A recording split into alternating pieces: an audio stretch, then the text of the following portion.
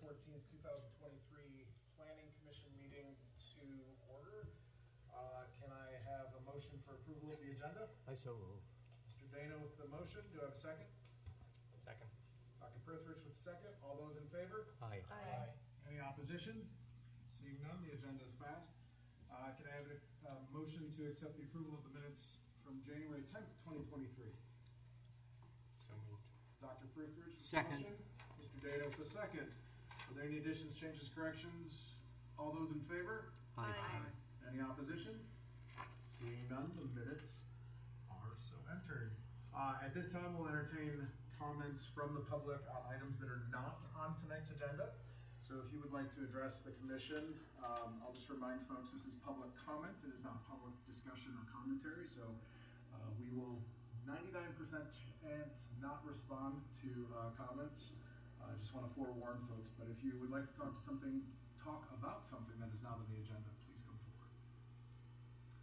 All right, seeing none. We will do reports from commissions, boards, committees, and staff. Mr. Smith. Do you have anything you would like to report? I don't believe I do, since I'm only assigned to this committee. This commission. It's quite easy. Mr. Dana. Although I did not attend a meeting of the CIC under the direction of Seth Kroppenbaker, I did read his notes, and he is, as you might suspect in that position, forming and devising business plans. That's what he does for us. And that's what he's doing now. Thank you. Thank you, sir. Mr. Rosenberg. Unfortunately, I was unable to attend last month's HAC meeting. It was on a Tuesday instead of a Monday due to the holiday. And I also didn't get kind of an update that needed to be, I was not informed of anything that really needed updating, so, yep. Ms. Blackmore. Yeah, so we had our Oxford Parking and Transportation Advisory Board meeting yesterday, and we were talking about sort of the implementation of our comprehensive plan, which is now passed, and how we're going to be doing that through our Parking and Transportation Advisory Board. We talked about our work plan for the year, and also kind of looking ahead, talked about some potential concerns, including with the ending of busing for high school students at Talawanda. There will be more impacts related to people getting to school. They're also ending busing for students who live within a 2-mile radius of each school. So all of these things will deliver significant impacts on our transportation system, and I think we're trying to think about how we can get ahead of that. And I am newly intrigued by BCRTA and their routes, and we'll be looking at how that might be a way that people can get to and from the high school without school bus transportation.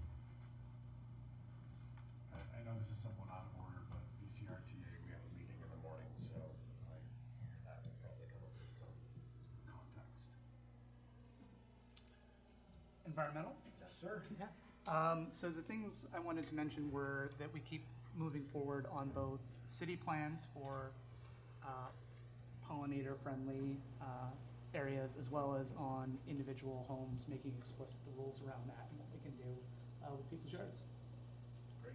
Dr. Prithridge. And I don't know whether this is something that Sam or Zach are going to mention, but again, the comprehensive plan was passed, and in kind of an innovation, the city council had its strategic planning retreat in January, and guided by the comprehensive plan, which in the past, the comprehensive plan was kind of community development dealt with it, and not a lot of other departments did. So now it's kind of an umbrella framework that really is informing staff and council priorities. So it's just kind of, it's nice to see that cultural change along with the development of a really cool plan, so. And I would say that one priority that came out of, staff provided priorities, one of the council priorities was trying to think about building electrification, in support of our renewable energy development, how you can shift buildings away from from fossil fuels, whether that will be a planning commission or a climate action steering committee or some combination, because that would impact on the building code, I presume. So anyway, I'll stop with that. From Historic and Architectural Preservation, we had a work session in January. We don't have a meeting this month. I think the majority of our time, it's fair to say, was spent on discussing walking tours and the evolution of those. We have a really good relationship with the Smith Regional Library. In fact, we now have, is he the director? He sits on our commission. So there's not only continuity with that entity, but also Brad sits on the Hamilton equivalent of our board. What was the last part of that? Brad from the Smith Library, he sits on both Hamilton and Oxford's historic art. Well, their equivalent of HABC. Good, thank you. But we've and there's a lot to be planned and discussed, but there's quite a lot of growth in the historic walking tours. More to come, but there's some involvement with historic cemetery tours as well. And then we went over our kind of goals for 18 months. So that's all I have. Mr. Perry. Thank you.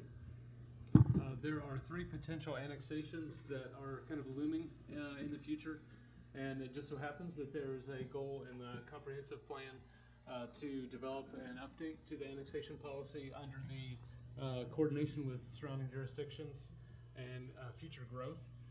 We haven't addressed that in a long time, so if it feels a little bit rushed and the urgency, that is why you'll see it soon with the Planning Commission.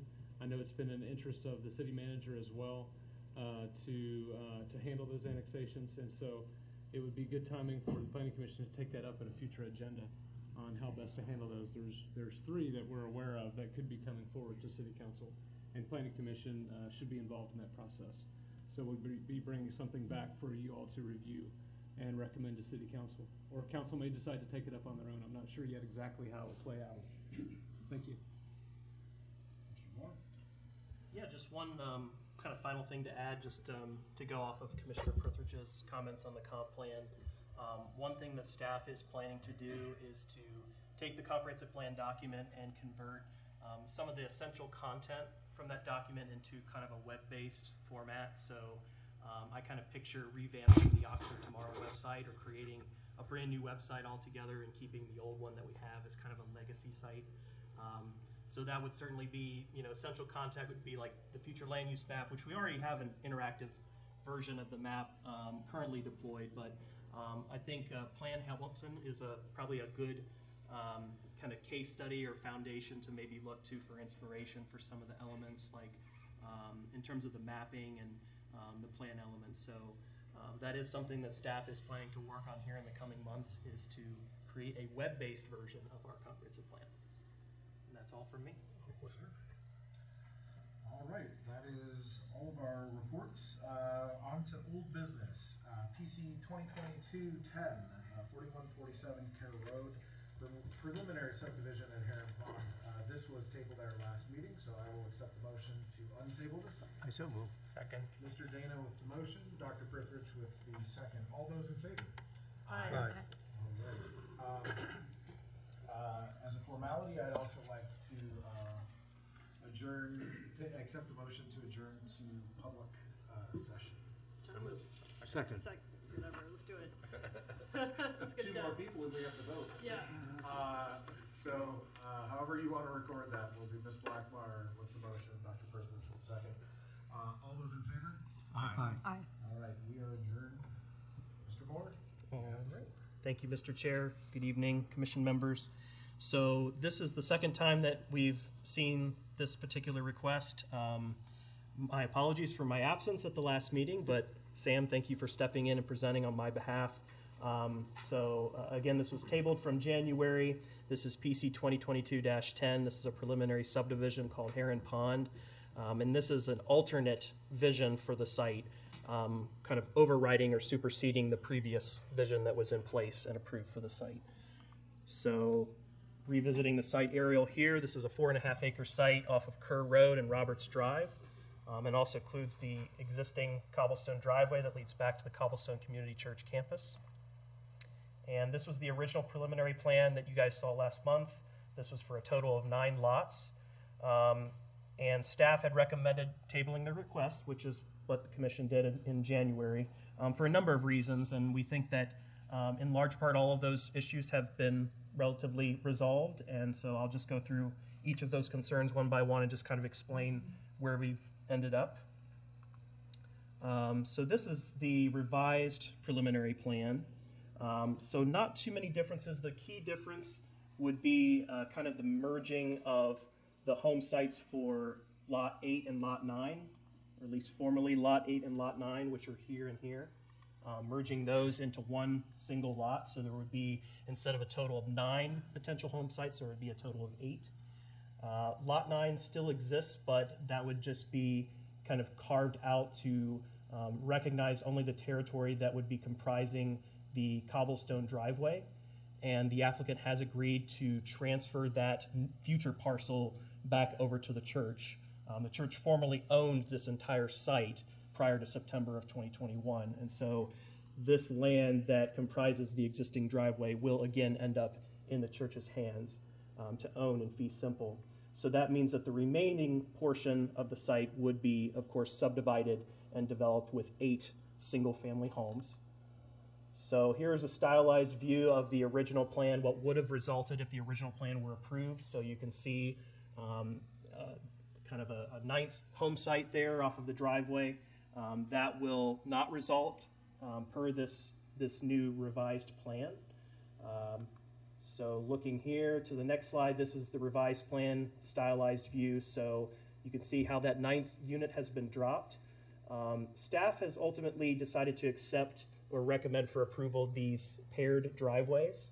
And kind of the key reasons shaping that, number one, there's no longer kind of a common purpose that is needed for this parcel to the north. In essence, the previous proposal was kind of trying to seek an excuse for how could that parcel be used in a more common manner versus just being owned by a single lot owner and having an easement to the church. So with that common purpose now extinguished, plus the ability to kind of preserve the berming or bunkering that's already in place along Kerr Road, that was another reason why the applicant is in favor of kind of this shared driveway setup. So ultimately, staff is accepting of that and would recommend that for approval.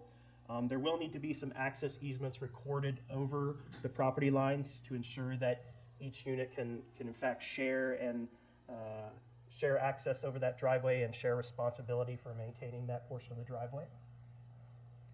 A couple other things to note. So as part of the original staff recommendation, we were recommending that this bike path be extended across the South Farm HOA parcel, which is right here, that comprises the pond that's there. And the Owners Association for South Farm was not in favor of the developer footing the bill for that, and so ultimately city staff has recommended that that condition be dropped. So the developer will only be responsible for building a bike path segment on their property alone. There was a kind of a minor concern about the fire hydrant that's existing in this location here, and what the developer has basically done is to kind of bump that bike trail a little further to the north so that it kind of skirts around that and avoids having to relocate that. And the right-of-way will be adjusted as well to accommodate that. So that issue is resolved. There was the issue of the cluster mailbox unit. Originally, it was proposed to be sited on the cobblestone driveway. Staff didn't feel that that made a lot of sense. That has since been relocated to be on Roberts Drive. We've given the U.S. Post Office opportunity for comment. We have not received any comments as of yet, but we'll give them another opportunity to make sure that the siting of that cluster mailbox unit that will serve these future 8 dwelling units is in a location that is acceptable to them. So that issue has been relatively solved. The final issue that I'd like to mention has to do with the timing of the improvements, mainly for the bike path and the sidewalk. Those are kind of the main common improvements that pertain to this particular subdivision. There's no new streets of any kind that are being created. It's using existing thoroughfares. So those would be the main improvements that would be done, in addition to the utility extensions, of course. So I am going to go through, I'm actually going to talk about that particular subject with condition 5, but I'll go through these conditions one by one and explain those for the time being. So with condition number 1, this essentially guarantees that lot number 9 will indeed be transferred to Cobblestone Community Church. This ensures that that will be done prior to approval of the first building permit.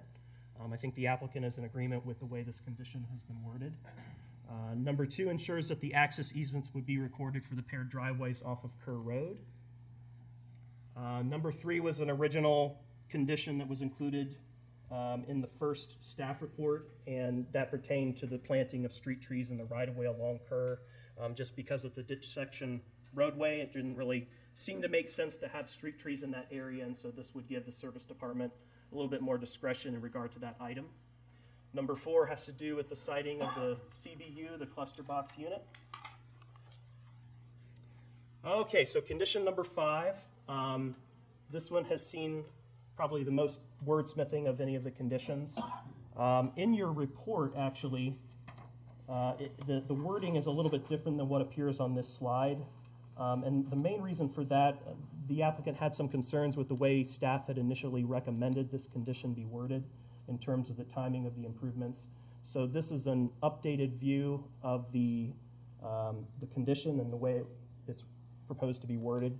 So, and actually, let me take a step back. So this particular slide is showing the wording as it appears in your staff report right now. So this is the way that it was originally proposed to be worded. And this is the way that the applicant has suggested it be revised. So just to kind of walk you through the content here. So, and I'll just read this verbatim. So it says that the installation of all bike path and sidewalk segments in conjunction with the dwelling unit construction shall be to the discretion of the service department. Essentially what that means, and that's pretty typical, is that the service department kind of makes the judgment call on the incremental construction of sidewalks as they're built with each dwelling unit. So this just kind of recognizes what is typically the norm with that particular sentence. The next sentence is where it gets interesting. So it says the city may utilize the developer's financial security to construct any segments that would not be in place within 5 years of the final plat approval. So what that will do is to help guarantee that the improvements are going to all be constructed within a certain specified time frame. So within 5 years of the approval, everything should be theoretically in place by that point. And what we were recommending further, and this is just based in consultation with the city engineer, I did speak with him about this particular condition since it involves his department.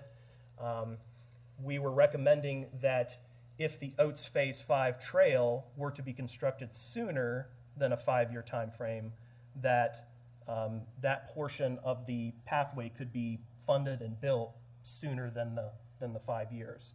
So whichever would come first, whether it be the 5-year sort of deadline or Oates Phase 5, which would be, I don't know if you remember from the first PowerPoint presentation in January, but there is a route that's planned currently through the Heron Pond site that would be connecting Talawanda Middle School to Talawanda High School.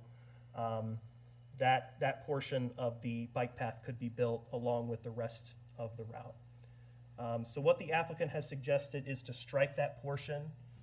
And the main reason for that is they would prefer to avoid a bond draw. In other words, drawing the financial security. That the applicant still be given an opportunity to build the trail at their expense, fund the construction of the trail so that the city would build it. And if neither of those can be worked out, then the last resort would be the financial security. So really the blue language there, which would be added text, is trying to clarify that there would be multiple options on the table at that point. And really the only tweak that staff is suggesting, which is shown in orange here, would be to make sure that both the bike path and the sidewalk are called out in the language of the condition. So once Oates Phase 5 goes in its entirety, we would also make sure that the sidewalk along Kerr Road is going to coincide with that. That's really the only wordsmithing that staff would suggest at this point. Otherwise, we're agreeable to the condition, mostly as the applicant has suggested to revise it. So in total, that would be 5 total conditions that we're recommending for approval, and we're recommending approval overall of the preliminary subdivision application to forward on to City Council. And I'm happy to take any questions. Can I ask a question? the original condition 5 had a kind of timing element to it. Like, I think in the proposed language, I'm fine with it, but I think it's implied that they would happen simultaneously, but it's not explicit, right? So it says, should construction happen, then they'll have this opportunity, but it doesn't actually put a time requirement on the latter part of that. It's presumed to happen like within a year or something, so just think about what language, because I think it's implied and implicit, so that would all happen more or less at the same time, but I'm not sure the language would require that per se. So that's just a thought. Yeah, I would respond to that. So the idea is that Oates Phase 5 will likely happen sooner than 5 years. The city engineer is projecting 2025. So it seems likely that it's going to happen sooner. And so by saying, should the construction of Oates Phase 5 occur prior to all of the segments going into place within the 5 years, then at that point, that's the time trigger. My question is do we need language that says at that point? You said it, but it's not there. So I would my question is, imagine language that would put a time frame in association with the Oates Phase 5, and I think that captures what you're saying. So I had a similar concern, that it didn't reference a time, and then if the option is left up to the applicant, at what point can we request the funds ourselves if they don't end up developing the sidewalk and trail portions that are necessary? To me, that it would be kind of based on the discretion of when is considered Oates Phase 5, when Oates Phase 5 is considered to get underway. So it's kind of left up to interpretation about when that would occur.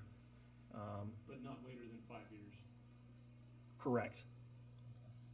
Which is a lot more, has a lot more teeth than many other previous approvals I've ever had, as far as timing goes. It has more teeth because it has a date certain of no more than 5 years. Because it has a date certain. And most of the previous approvals have not had a date certain at all. They've only had financial security. And this is more than that, so therefore it has Correct. more, okay, This has financial security and a timeline, which we Understood. have not had in most previous approvals. understood. So, Mr. Moore, I have a question. If you recall South Farm, my eloquent reference to Swiss cheese. This is to ensure that we don't have, or we can at least mitigate hodgepodge sidewalks or bike trails. It's something the applicant said last time, which I just, again, no preference either way. If they, so the timeline of the Oates Trail is far different than, I mean, what most applicants would have for development of a parcel. Is there any consideration, or is there anything that would derail the trail? And then they referenced the equipment and everything going over it. And so if they put the trail in and they're undeveloped parcels 1 through 4, and anything happens, I guess first part of the question is they're responsible for repairing any damage to it, the trail, the sidewalks, anything of that nature. Is that correct? That would be correct, yes. So if the bike path is in place prior to the construction of a particular dwelling unit on a particular lot, in order to build the driveway, more or less, that would be accessing that unit, if it's going to, in effect, tear up trail that's already there, then that will be at the builder's expense at that point. So another question, and I mean, this is just for clarity.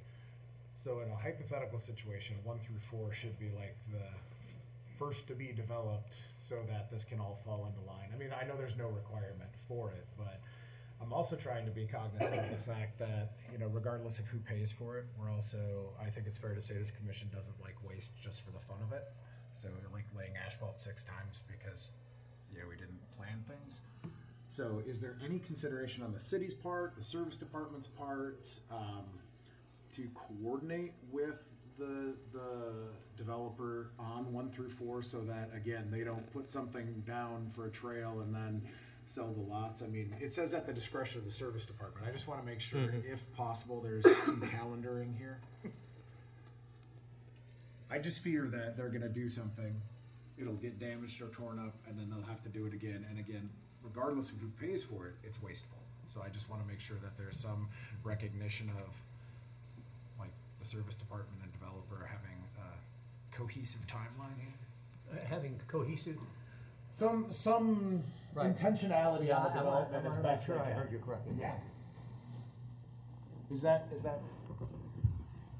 Yeah, I would perhaps respond to that just by saying, so if we take kind of again, the typical norm is that, and usually we're dealing with sidewalks in front of dwellings. Yeah. So this is somewhat unique or not as common in that there's bike path segment involved for those lots that front along Roberts Drive. If we do nothing, if we specify nothing about any of that, then ultimately those segments are going to be built probably incrementally because that's the typical expectation for the service department. And we've had discussions, I've had discussions with the city engineer about this particular topic and trying to work out, what sort of schedule and sequencing makes sense to kind of balance the variety of interests at play, because there are, values or interests in mind, like what you describe, in terms of we don't want to tear up work that we've already done, maybe a year later after the asphalt's already been laid. But at the same time, if you just rely solely on, well, we'll build it as it comes, we'll build it as the dwellings come to fruition, well, then that, in a way, kind of compromises the idea of making sure that the improvements go in by a certain deadline. So if we are seeking to ensure that the dwelling units are built by a 5-year timeline, which the applicant is agreeable to that particular timeline of 5 years, then that kind of helps to balance things out in that we're providing some adequate time to kind of build things incrementally as they go along and hopefully have a complete network by the end of that time, but still give us the opportunity then to complete what hasn't been constructed by a specified time frame. And I love the safeguards. It's just the thing that stood out to me was competing timelines. The other question I have, and I know this is probably more for our friends at the Postal Service, could you go to the map, sir? Sure. And just for context, I grew up in Detroit with a mailbox 6 inches from my front door. So if I was in 5, 6, 7, and 8, I'm going to have to go over somewhere 1 through 4 to get my mail. So again, just logistically, if I'm in 8, yes, there's a sidewalk. The reality is they're probably going to drive, and that's going to create traffic and, just weird turnarounds. Does the Postal Service allow us to have the ones that are on Care Road have their own boxes and the other ones with different addresses, even though it is a subdivision? Is there anything? That would be nice to know. I believe I had asked that exact question. I even questioned whether this would be construed as a subdivision in the first place, just given that no new streets are being created, or how exactly they would define, whether the rule would still apply, the new rule to have combined mail delivery. Unfortunately, it's hard to know the answer if I can't get comments. Could you go back to that? That was a condition 3? Yes. 4, sorry. Yes, condition 4, correct. Okay, you have what I was looking for. I missed the word discretion. That's all I wanted to make sure, because that was counterintuitive to me to have them all clustered on Roberts. So that's all I wanted to clarify. Any other questions for Mr. Moore? Any pontifications? All right. Thank you, sir. Thank you. Ms. Reed?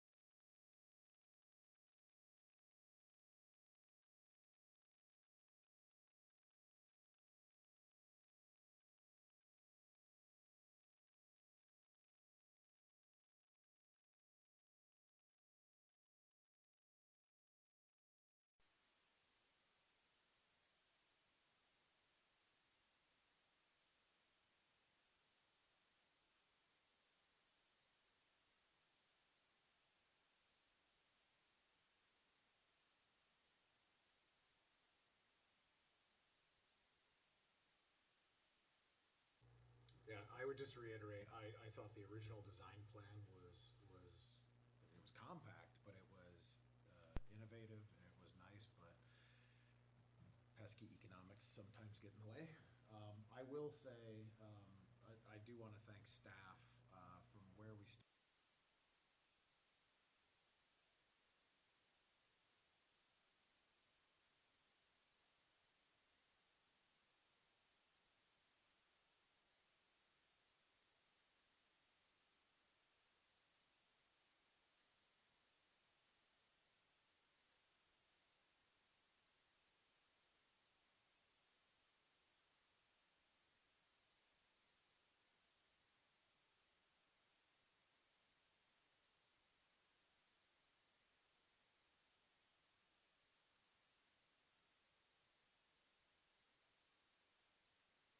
It will be very clear that that path is going to go there. Duly noted. All right, if there's no other comments, I think Dr. Prithridge called dibs on making a motion. So I would move approval of PC 2022-10. I second. All right, we have a motion and a second, and for clarification and the record, as very officially noted, tweaks by staff. Do you accept the tweaks by staff? I guess I would, except I might add at the end, at that same time, or no later than within 5 years or something. I just feel like it's implied that there's a time horizon, but I think that's what you're thinking, right? Like it's either at the same time as the construction of the trail, or no later than 5 years. Is that what we're thinking? That's correct, yes. If that's the presumption, I just think that technically this statement would capture that presumption.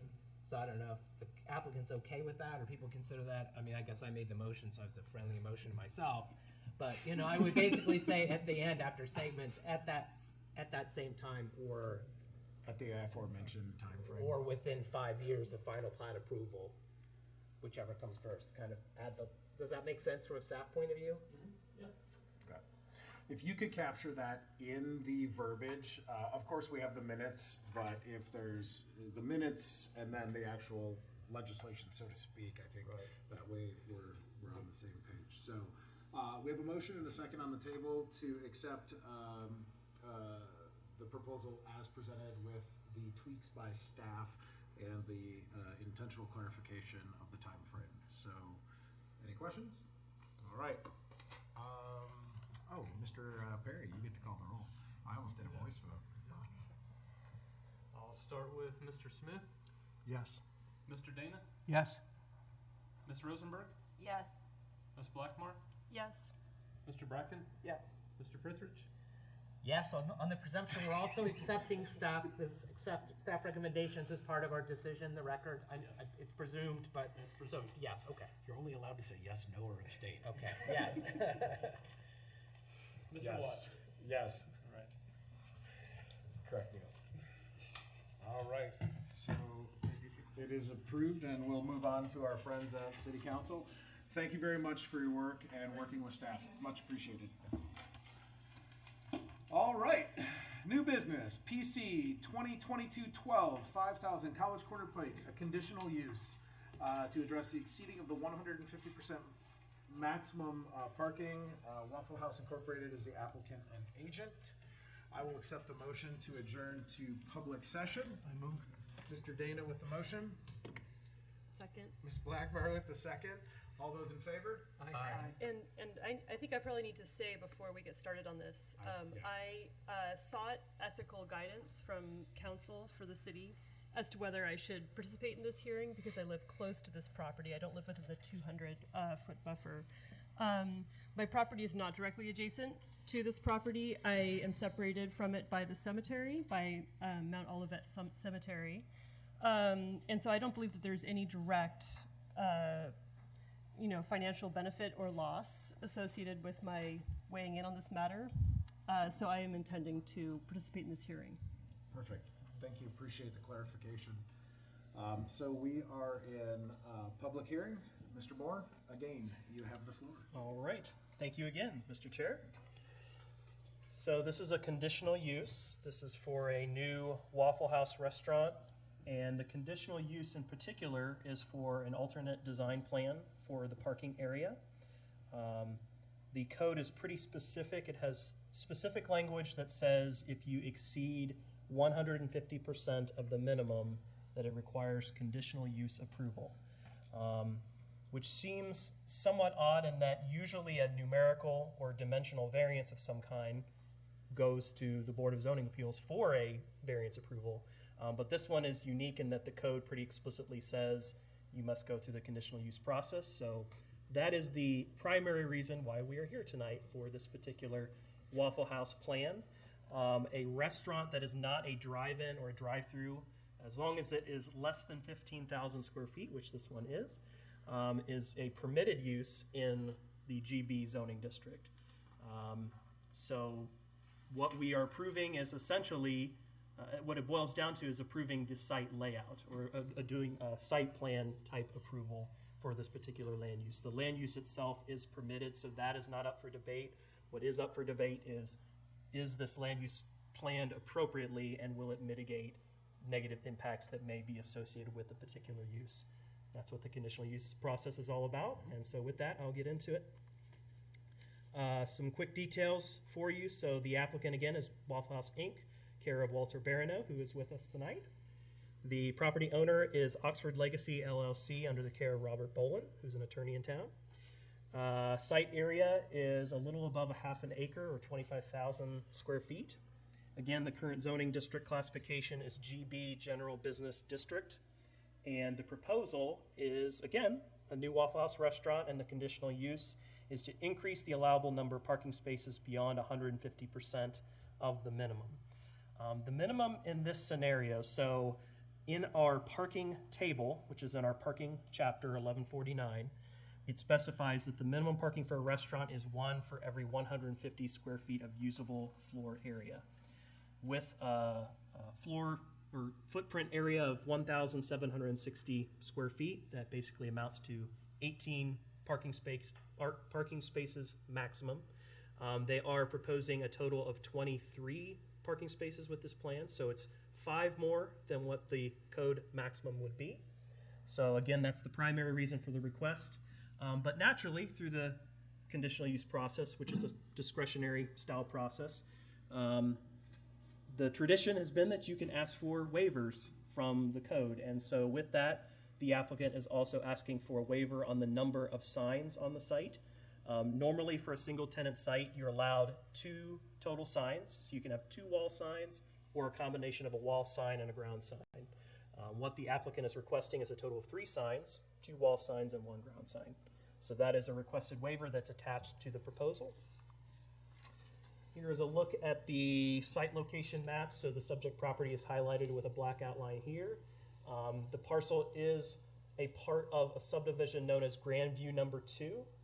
So there's three total lots here, and 2 of those have already been developed with office buildings that are associated with Coldwell Banker.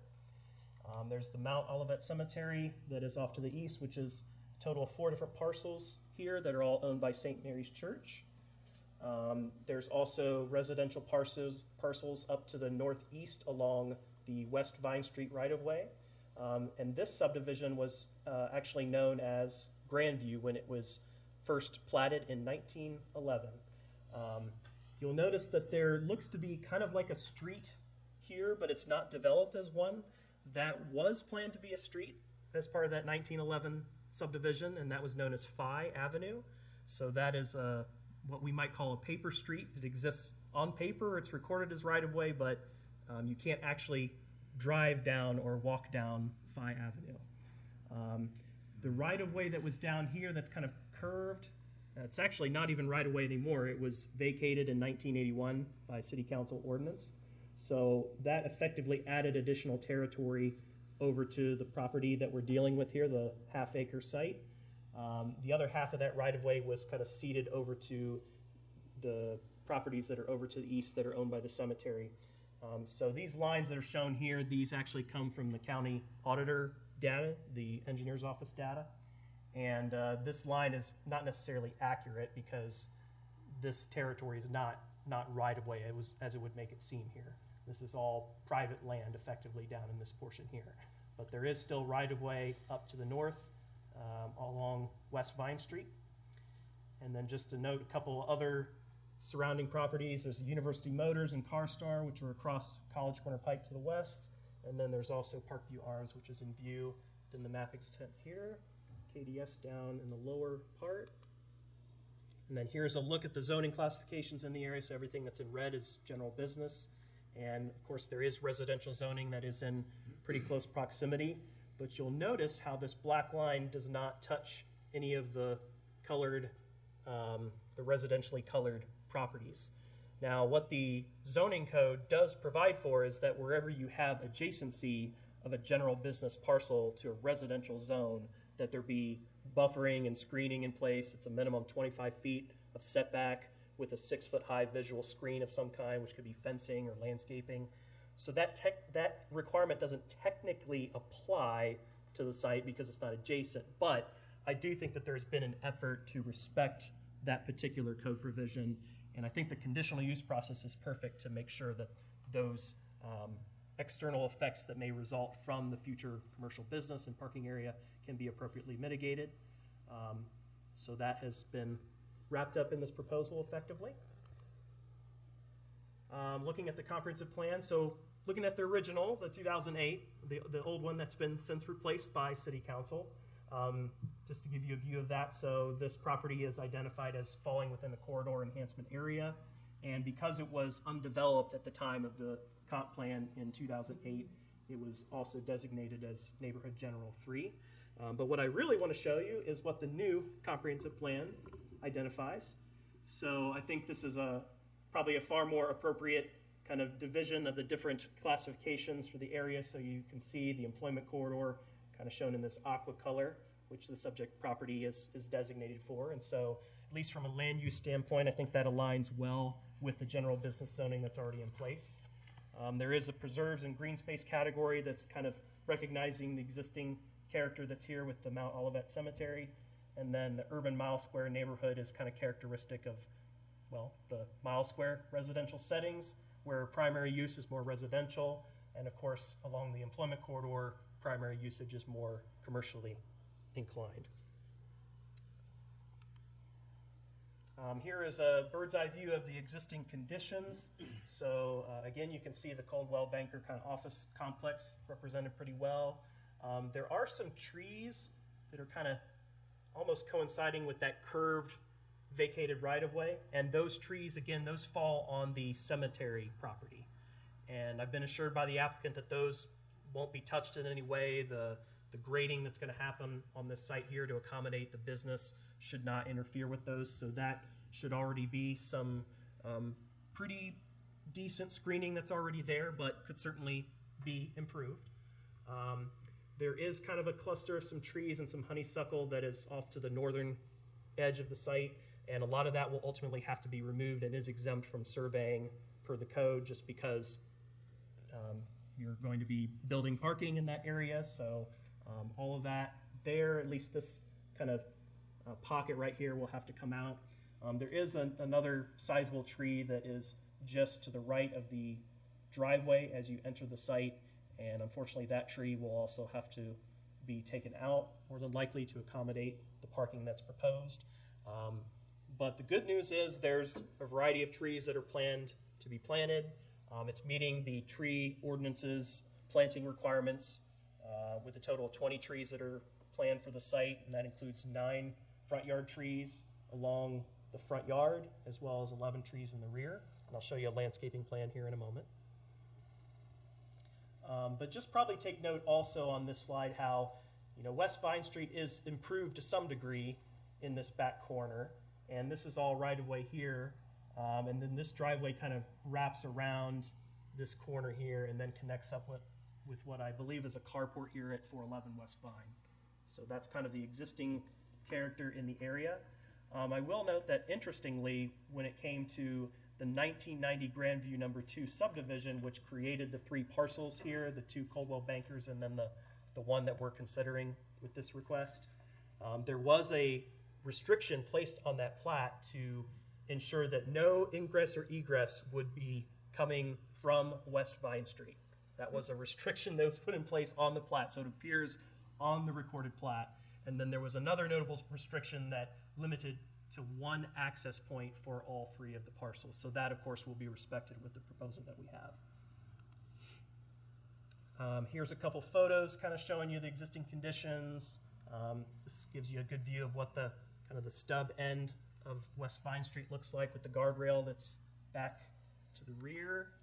And then here is a view if you were to turn and look more toward the left and toward the site itself, so you can see the evergreen trees here that are along the edge right over here. And then there's also some trees right along the edge of kind of that, where that drive swings around onto the private property. There's a couple trees there as well.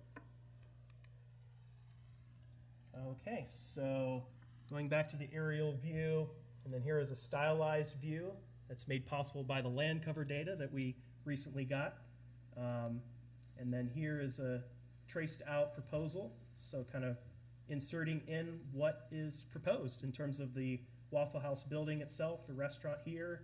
The parking area is kind of, in a sense, bifurcated in that you've got two ways in and out from the existing drive. You've got kind of a front parking area here and then a back parking area. I believe it's a total of 12 spaces along the front portion, and then a total of 11 spaces back behind here, as well as a dumpster enclosure. And this red line here is representing the actual property boundary per the survey. So just keep that in mind, that this is kind of a rough representation here, again, from the county's data, but when you georeference in based on the real world features, this gives you a more accurate portrayal of where that true property boundary actually lies. Okay, so giving you a closer view, just thought I would share with you a prior proposal that came forward. This actually went to BZA. This is a prior plan from Scott Webb Architect for the Bolin and Troy Law Office, at least when it was contemplated to build a new building and relocate from their present location out on North Beach Street. But this ultimately did not come to fruition, and there were a couple of variances that were requested for this one. I think it was for the principal entrance location not being oriented toward College Corner Pike, as well as a glazing requirement. They wanted to reduce the amount of window surface or transparent surface on the front of the building. This is the original site plan that staff did a preliminary review on, and this has also kind of this bifurcated parking area with a lot in the back of the building and a lot in the front of the building. And this one actually had a total of 31 spaces initially, so even more in exceedance of the code maximum.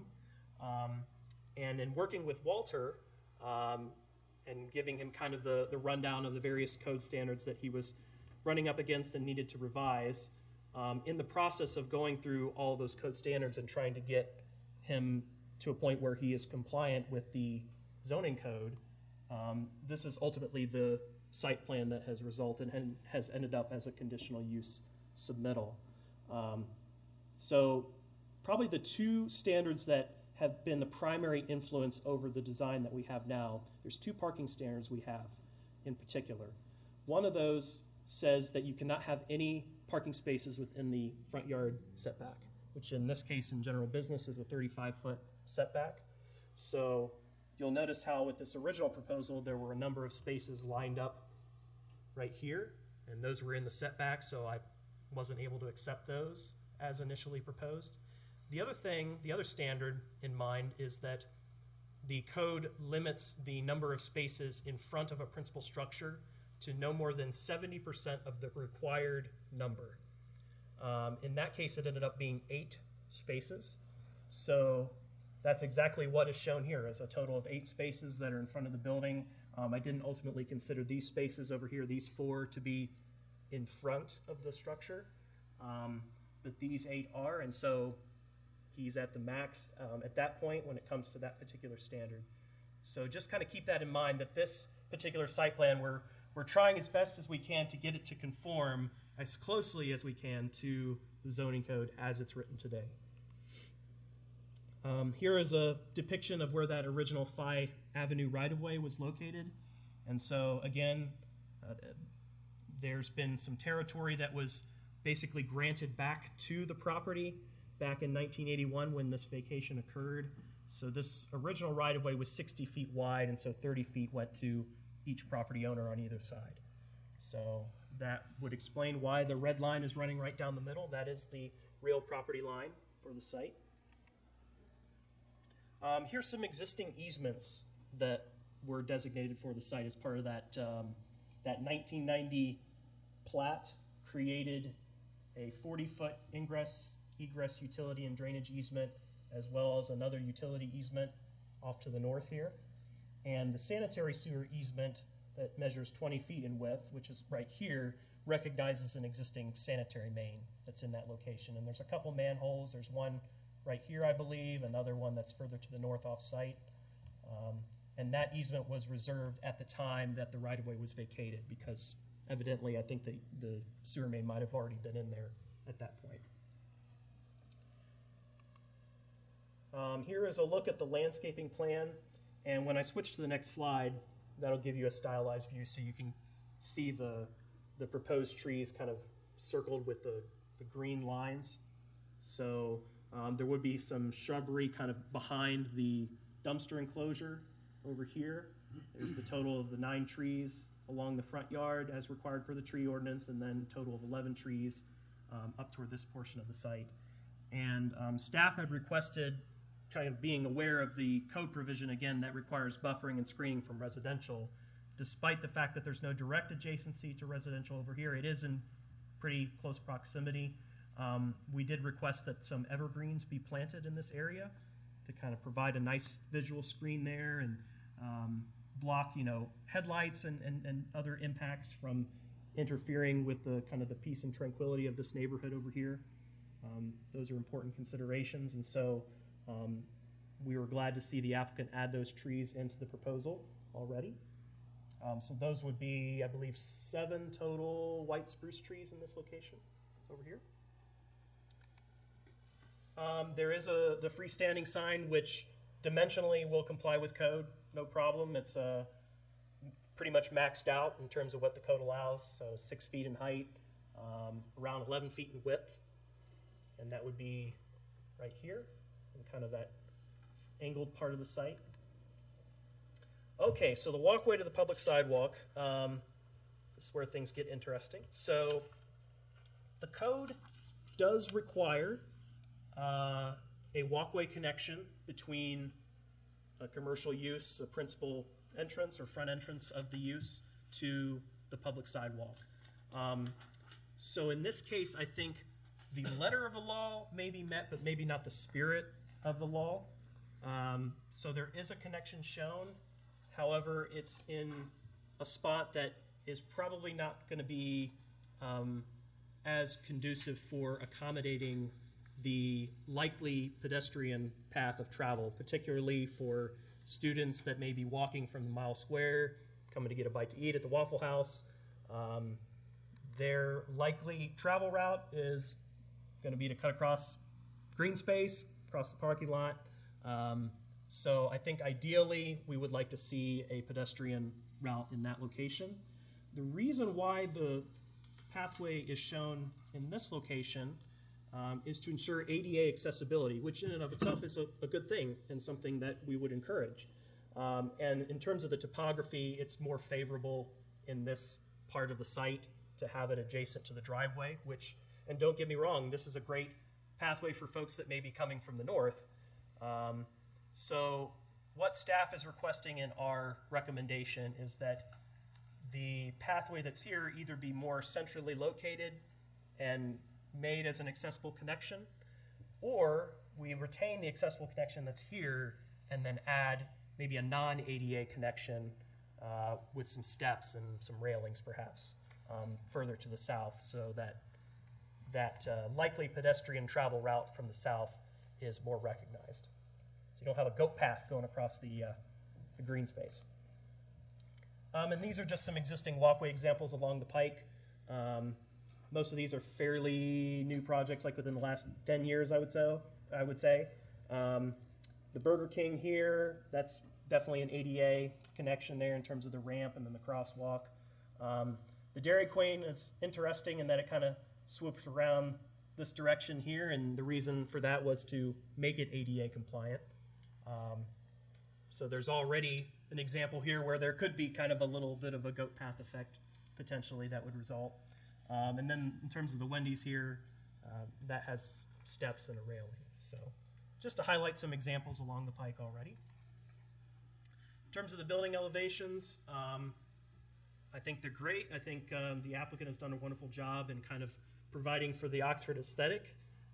There are a number of architectural provisions in general business, and I won't get into those, but overall, I think this is well in line with what we would want to see in terms of having the brick represented, the red brick, kind of the black awnings, gooseneck style lights that would kind of direct the light downward. And there is a condition to recognize these elevations to ensure that when it comes in for a building permit, that this is ultimately the quality that we would expect. So you'll see on this other side here, there is the WH Waffle House medallion logo. So that's the additional wall sign that's being requested as a waiver. And then the applicant also provided some sample photos. So this is a location in New Orleans, Louisiana on Canal Street. So the building, once it's built, would resemble to a large degree what you see here in these photos. So definitely not your typical Waffle House that you might see off of a highway exit somewhere. Okay, so then probably the most substantial issue to discuss is that of the possibility for additional screening or barrier from the, or between the parking area that's to the rear of the building and the residential area and the cemetery that's off to the east and to the northeast. So I've kind of highlighted this particular area with a yellow dashed line. And then again, you know, there's the existing evergreen trees, and then I think there's a couple other trees over here as well. So there will already hopefully be some natural screening that's already there and can kind of buffer this use from the cemetery. But to consider this area for a moment, you probably noticed there were a series of comments that were submitted by the adjoining owners, the cemetery included. I believe there was one letter from 3 different property owners jointly signed, as well as another property owner. And in large part, there was requests not only for vegetative screening, but also a fencing barrier of some kind to try to deter traffic, I think mainly pedestrian traffic, from using West Vine Street as a cut-through to access the Waffle House site. So in other words, to kind of keep West Vine Street as more of a dead end. It's not necessarily a cul-de-sac, but it's more or less like a dead-end street at the moment. It seems to be that that was what was envisioned, at least as of 1990 when the plat was put in place, that there not be any ingress or egress from that particular street. So with all that in mind, it's been recommended in large part from those adjoining owners that there be fencing of some kind explored. Now, I did speak with the city engineer about this recently because if you may remember, there were a number of easements that are on the site, and those are in large part utility easements, and so there is some discretion there in terms of, okay, what's acceptable within those easements. Obviously, we don't want anything to negatively interfere with the sewer main in particular that's already there. But in speaking with him, it seems like there is some potential for some degree of encroachment to happen within those easements to better guarantee that there will be some appropriate screening. So I would just invite the commission just to kind of discuss what kind of a barrier might be appropriate, if any, for this particular site. I would recommend probably something like this. So something that would complement the brick sort of aesthetic that is already planned for the building and the dumpster enclosure as well, which is required to kind of be in harmony with the principal building. So have some, you know, brick pillars, and to have kind of the more transparent fencing in between, I think could be good for more of the security related purposes that were alluded to in some of the letters that you read in terms of the police maybe being able to spot somebody who is somewhere where they shouldn't be or is on the run, etc. So instead of having like a opaque wall, like probably a good example would be like McDonald's where the drive-through is, that is clearly, 100% opacity there. You can't see one bit through that wall.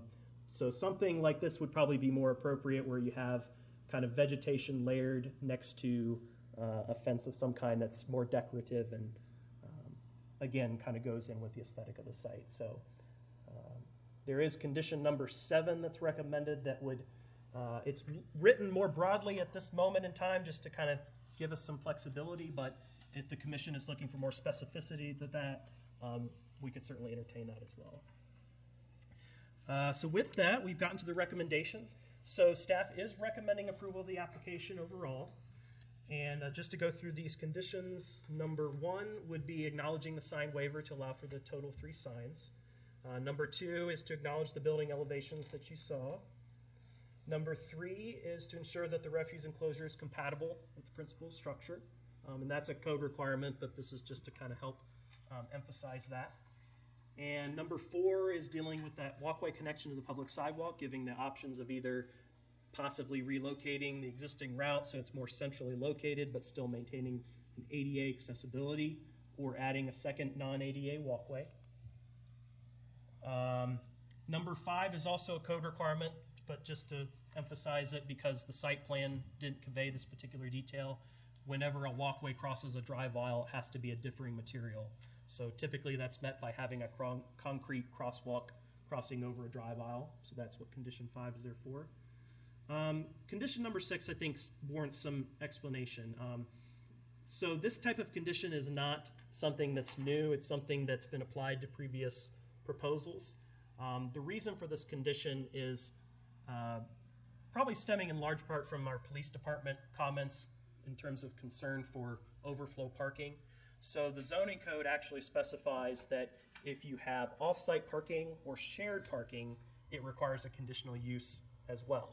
So at this moment in time, in terms of 23 spaces, the applicant feels like this is a sufficient number of parking spaces to accommodate the anticipated customer employee parking demands. But once the building is built, if it's clear that there is some kind of a negative impact that's resulting in terms of capacity issues, in terms of there needing to be more parking spaces, if it's having unintended or negative spillover effects into the Coldwell Banker side or to other adjoining commercial properties, or even West Vine Street at that point, then at that moment in time, we could say that, okay, maybe you need to come in for or revisit the conditional use and see to it that we help to mitigate those potential negative impacts. It's hard to anticipate that that's going to be a problem, but that is why this condition is here. And again, that is something that we have put in place with prior applications. So this is nothing that is new in that sense. And then lastly, condition number 7 is to allow for some additional landscaping.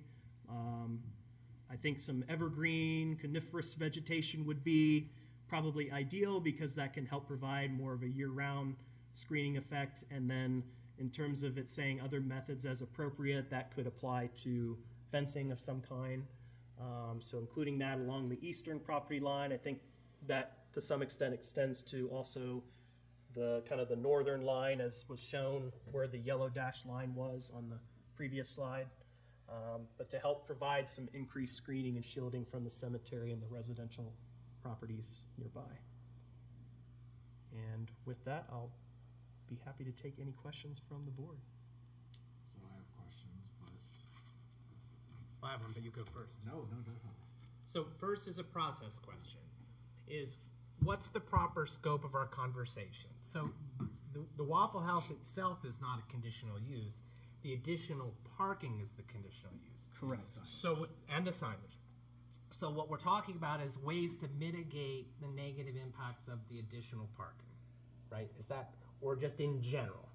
Because if it's about the parking, that's a more limited scope of the conversation as opposed to the whole thing being a conditional use per se. So historically and traditionally, if our code specifies something as a conditional use, take for example a drive-through restaurant. It will go through the conditional use process, but we will look at more than just the drive-through aspect. So what it, in effect, it does is it kicks it into the discretionary process. So in my mind, everything that is site plan related is on the table for discussion. And I think it's okay to acknowledge what the code requirements are, but then also recognize the spirit of what the code requires, in particular when it comes to the buffering especially, and then also when it comes to the walkway connection too. And the fact of the matter is, because it's a discretionary approval, I think those particular items are on the table for debate and ultimate recommendation.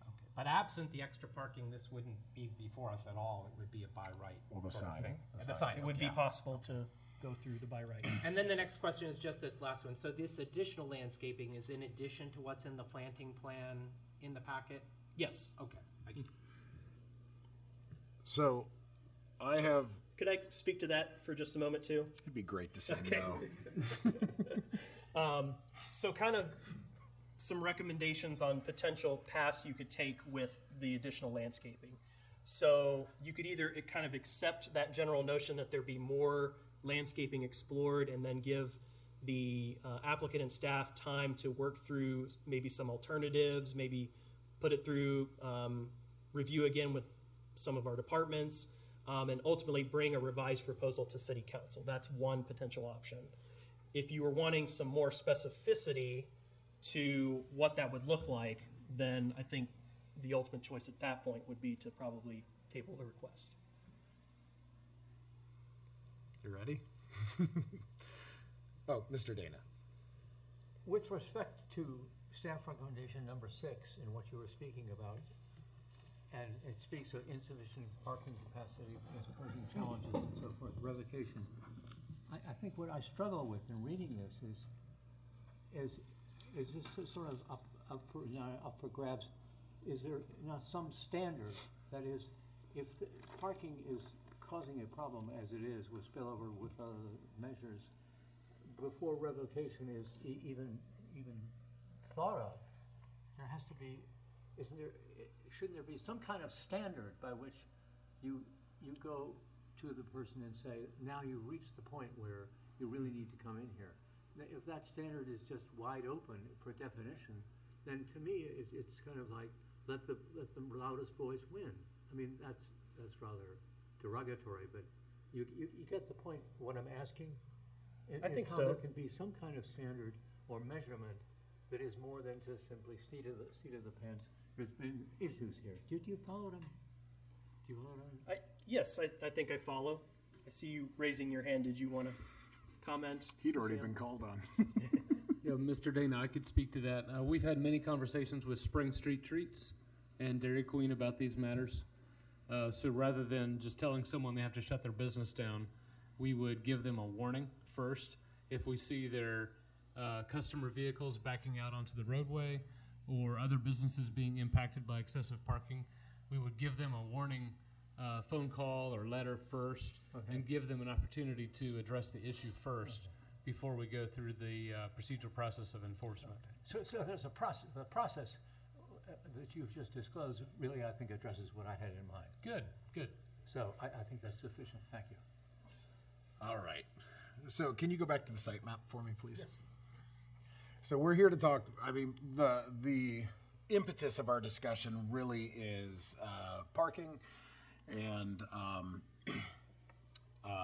signage. So the first thing I want to ask questions about, and again, if we're going to approve additional signage, I mean, there has to be some logic to it. The monument sign is going to be blocked by a tree wall. So, yeah, if you go back to where you were. So down in the corner, Yep. that's going to be blocked to the east by a tree wall. Additional landscaping, as you can see, is planned in front of it. So to me, that's almost kind of hiding it under a bushel. So I'm a little reluctant to approve an additional sign that's going to be three-cornered out of view. So Again, I know it's more about the number of signs and potentially the size of signs that is under our purview, but I just have a question about that. Is that the only place it can go? Is that just caught my attention very quickly. You actually raise a really good point, and kind of how I had presented it perhaps in my report was that the medallion logo is the additional sign, but really it stacks up of however you choose to divide up a total of 2 signs. So if the applicant wanted to just keep the 2 wall signs and forgo the ground sign, then that would be perfectly I'm not code opposed to compliant additional at signs. that point. But yeah, you Okay. also raise a valid point in terms of the vegetation that's planned, as well as maybe some that's already there, potentially blocking view of the sign. Okay, and then the other thing, so lucky you, my kid wanted cheese curds in a blizzard, so I was on that property the other night. I am not a fan of the divided parking. I think when we look at things from a desk and we look at things in a planning perspective, that's far different than somebody who's coming in from out of town, comes down 27, hey, let's grab a bite. They're not familiar with the property. They're not familiar with, things. We have a lot of moms, dads, neighbors, friends, all these people who come to town. So I pull in where the College Corner Pike is. There's one parking lot and a second parking lot. So my question to you, because I know we're not in open discussion, is you had mentioned the original proposal for Bolin was to turn the building 90 degrees. Was there discussion, or is there the chance for discussion to turn this building so that right now there's the facade that says Waffle House and then the northbound side sees WH? Was there any discussion of turning it and doing that so it faces to mirror the interior? Because the 2 parking, I think, is very problematic. The other thing about that property, if you go to the back building, there's a curb between the 2 parking lots. So it looks copacetic from a site map, but between the back building and the front building, there's actually a curb between the parking lots and parking spaces. So is the city against perhaps a 90-degree turn to the building, which would create a 1 parking lot, and also potentially could rearrange the stacking of the parking, because then it could potentially pull it off and allow for a little more green space with that? So is that on the table? I think that is on the table, and kind of the history again. So going back to the Bolin and Troy example, that had to come in for a variance in order to turn the building as you described. Yeah. Because there is a provision that says a principal entrance must be upon the street. So that in large part influences the orientation of the building. And I think also in large part, the zoning code is trying to encourage development that engages with the public realm and is oriented toward the street, as opposed to being more internally focused, which I think very clearly this office park is kind of already built with that in mind, or has been built with that in mind, in particular with the 2 existing buildings, because this building here is turned so that the entrance is not facing toward the street. The entrance over here may be facing toward the street, but it's pretty far back, set back pretty far. So no, it's not out of the question, but when it comes to going through a building permit review, we're reviewing against the literal standards of the code, and when the code says you must have your principal entrance upon the street, oriented toward the street, then the applicant is making every effort to try to comply with that standard. And so I think the site plan that has resulted is due in large part to the way that the zoning code is literally worded. Okay, because my other observation was, or my question was, exactly what you're saying with the accessibility and sidewalks to the front of the building. If it was turned, that changes and possibly gets rid of your goat path, because now the front of the building's on a different side. So would that be true? Well, if it were more akin to the 2015 site plan for the law office, and I don't recall the number of spaces that are shown here, but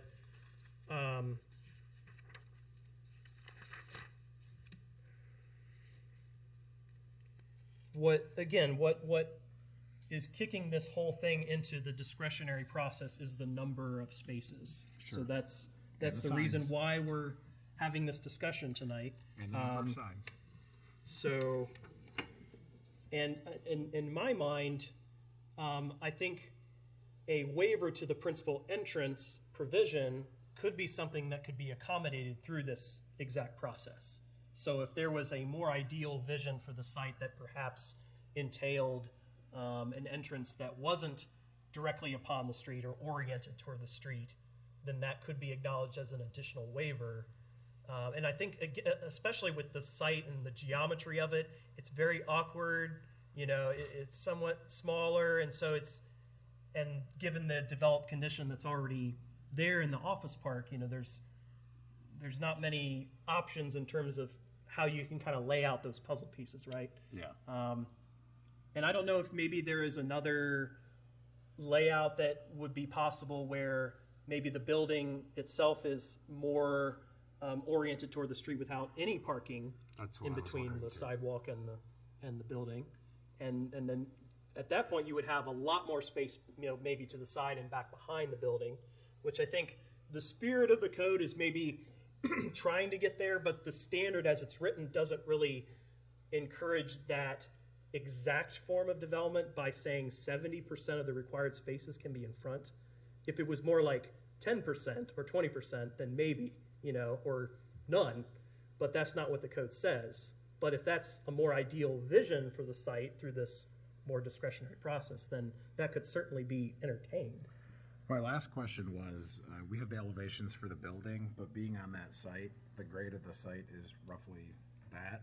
Is there any wall, like KDS across the street has a wall to offset some of the grade? Is there any condition for a wall, or would this be a sloped parking area? Or was that not? I don't think that there's been a wall element that's been included with the site plan up to this point. Okay. I think the slope would be in the front yard setback. I mean, there's a lot of space between the parking and the road. Mm-hmm. Okay. Those are my ridiculous questions. Mr. Dana? Regarding staff recommendation number 4, I simply wonder whether you could enunciate on which of these two options is preferable, or are they of equal value? To me, I think they're of equal value. The choice is open. Either one, whichever one is more feasible for the applicant in terms of engineering considerations. If you had a more centrally located walkway, like maybe somewhere around in this area, Right. that would kind of split the difference in terms of pedestrian traffic coming from the north and from the south, Yep. then to me that will better achieve kind of the desired route. Okay. But if this walkway absolutely has to remain in place from more of an engineering standpoint to ensure an accessible connection, then I think the more ideal solution at that point is to just simply add a second walkway. Okay, so engineering considerations. All right. Yes. Thank you.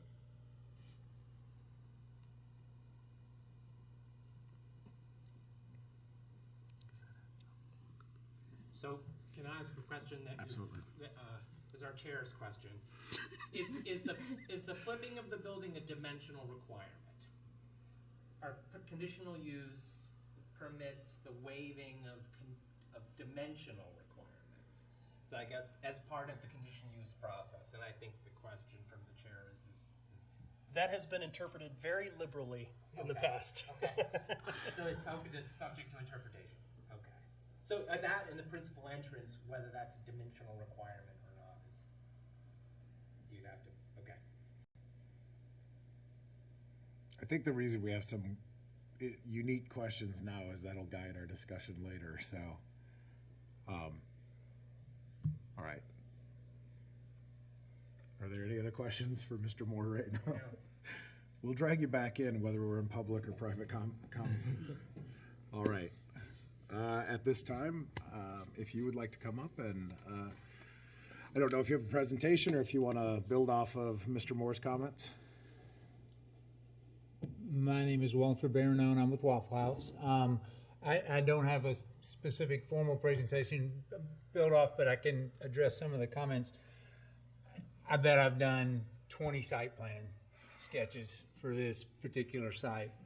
And unfortunately, the lawyer office doesn't have to receive food through their delivery area.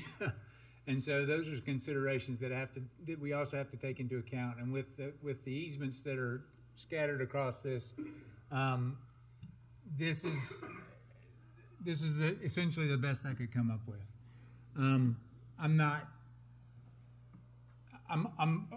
wide open to suggestions, obviously, but this is what we came up with that we think works the best.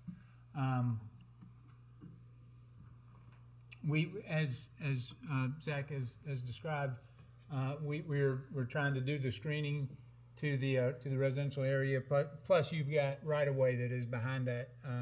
So I wanted to point out that right of way is additional buffering. To your point about the sign, you've only got a 6-foot tall sign.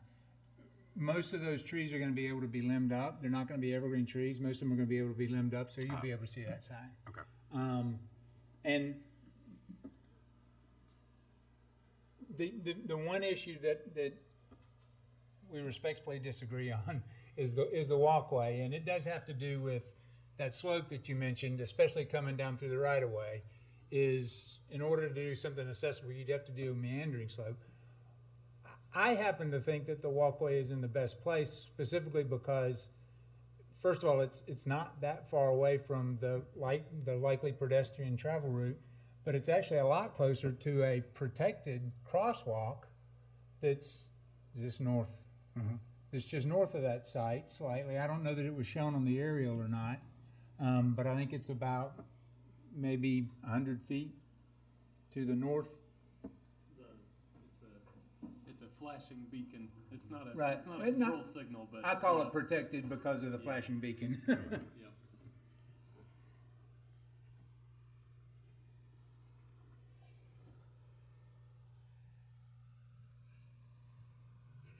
Actually, it's just beyond the Park the Arms driveway. Yeah. So I mean, we'll do whatever you guys suggest. I'm not a fan of doing 2 walkways, primarily because they are liability issues, especially if we get in steps involved. Then, you guys get snow up here. We don't get it down in Atlanta. That tends to be a hazardous liability issue for us. So we would try to stick with 1 walkway, and we can put it wherever you folks decide. Your question was exactly what my question was as far as the parking goes. We're asking for more parking because we think we need it, and so that we don't have spillover onto the additional parcels, the office buildings that are there. So essentially, we don't anticipate that there'll be any problems with that. Our experience is the parking that we show is sufficient for our use. Sorry about that. Oh, that's you. I'm like, what happened? So essentially, that's part of the reason for asking for more parking, so we don't get into that issue. I don't like the way it's worded because it does kind of almost say we're going to put you out of business if somebody decides to start parking over there and we tell them continuously not to, or we have cars towed. We're doing the best we can.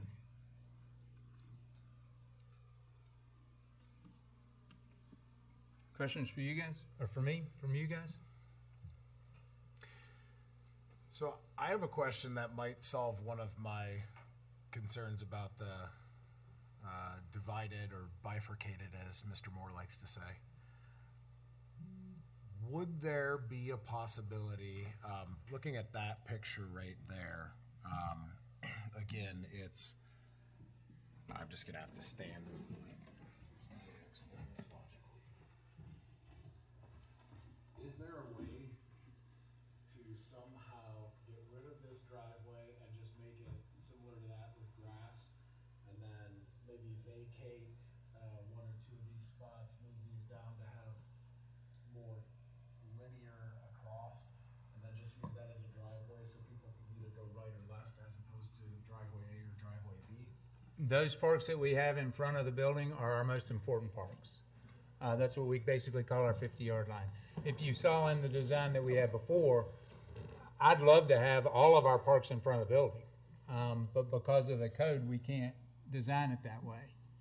And essentially the ones in the back are employee parking, which I think are more appropriate for there because basically we come in one time, during a shift and you stay there. So to your point, I need those parks in the front and I don't think I have as many as I'd like right now. So part of the reason I asked that is when we're talking about parking and access, we have at least 2 developments in town where on paper they look stellar and right now everyone hates them. There's one where there's a blind spot, people coming off a bank, and you might as well just flip a coin if you're gonna smash into each other. I worry about, like I said, unfamiliar and I don't agree with it, but there was one public comment that talked about inebriated people and truck drivers. So again, this is a place, unfortunately it is not in the pedestrian heavy part of our town, so Right. It will be motor vehicle. And I envision somebody pulling in, can't find a spot, they turn around. I just envision a lot of problems with having the dual parking, because even though it may be intended for employees, hungry people are like water, path of least resistance. They're going to go where they want to go, whether they should be there or not. And don't get me wrong, I think that's a very good spot for overflow parking, but from a normal business operation, I think people are going to make their way into that front parking lot, which is why I want the parks that we show there. And from an overflow standpoint, they'll then make it back to the back. And on, 75% of the times, except for Saturday mornings, during baseball season, or during football games, things like that, I think that's when you're going to have a little bit of that overflow parking utilized.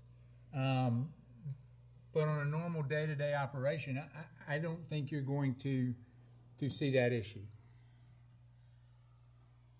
Or we design it otherwise, or look for another location. Yeah, and I'm just thinking of Dunkin' and Dairy Queen, where you pretty much have, one in, one out.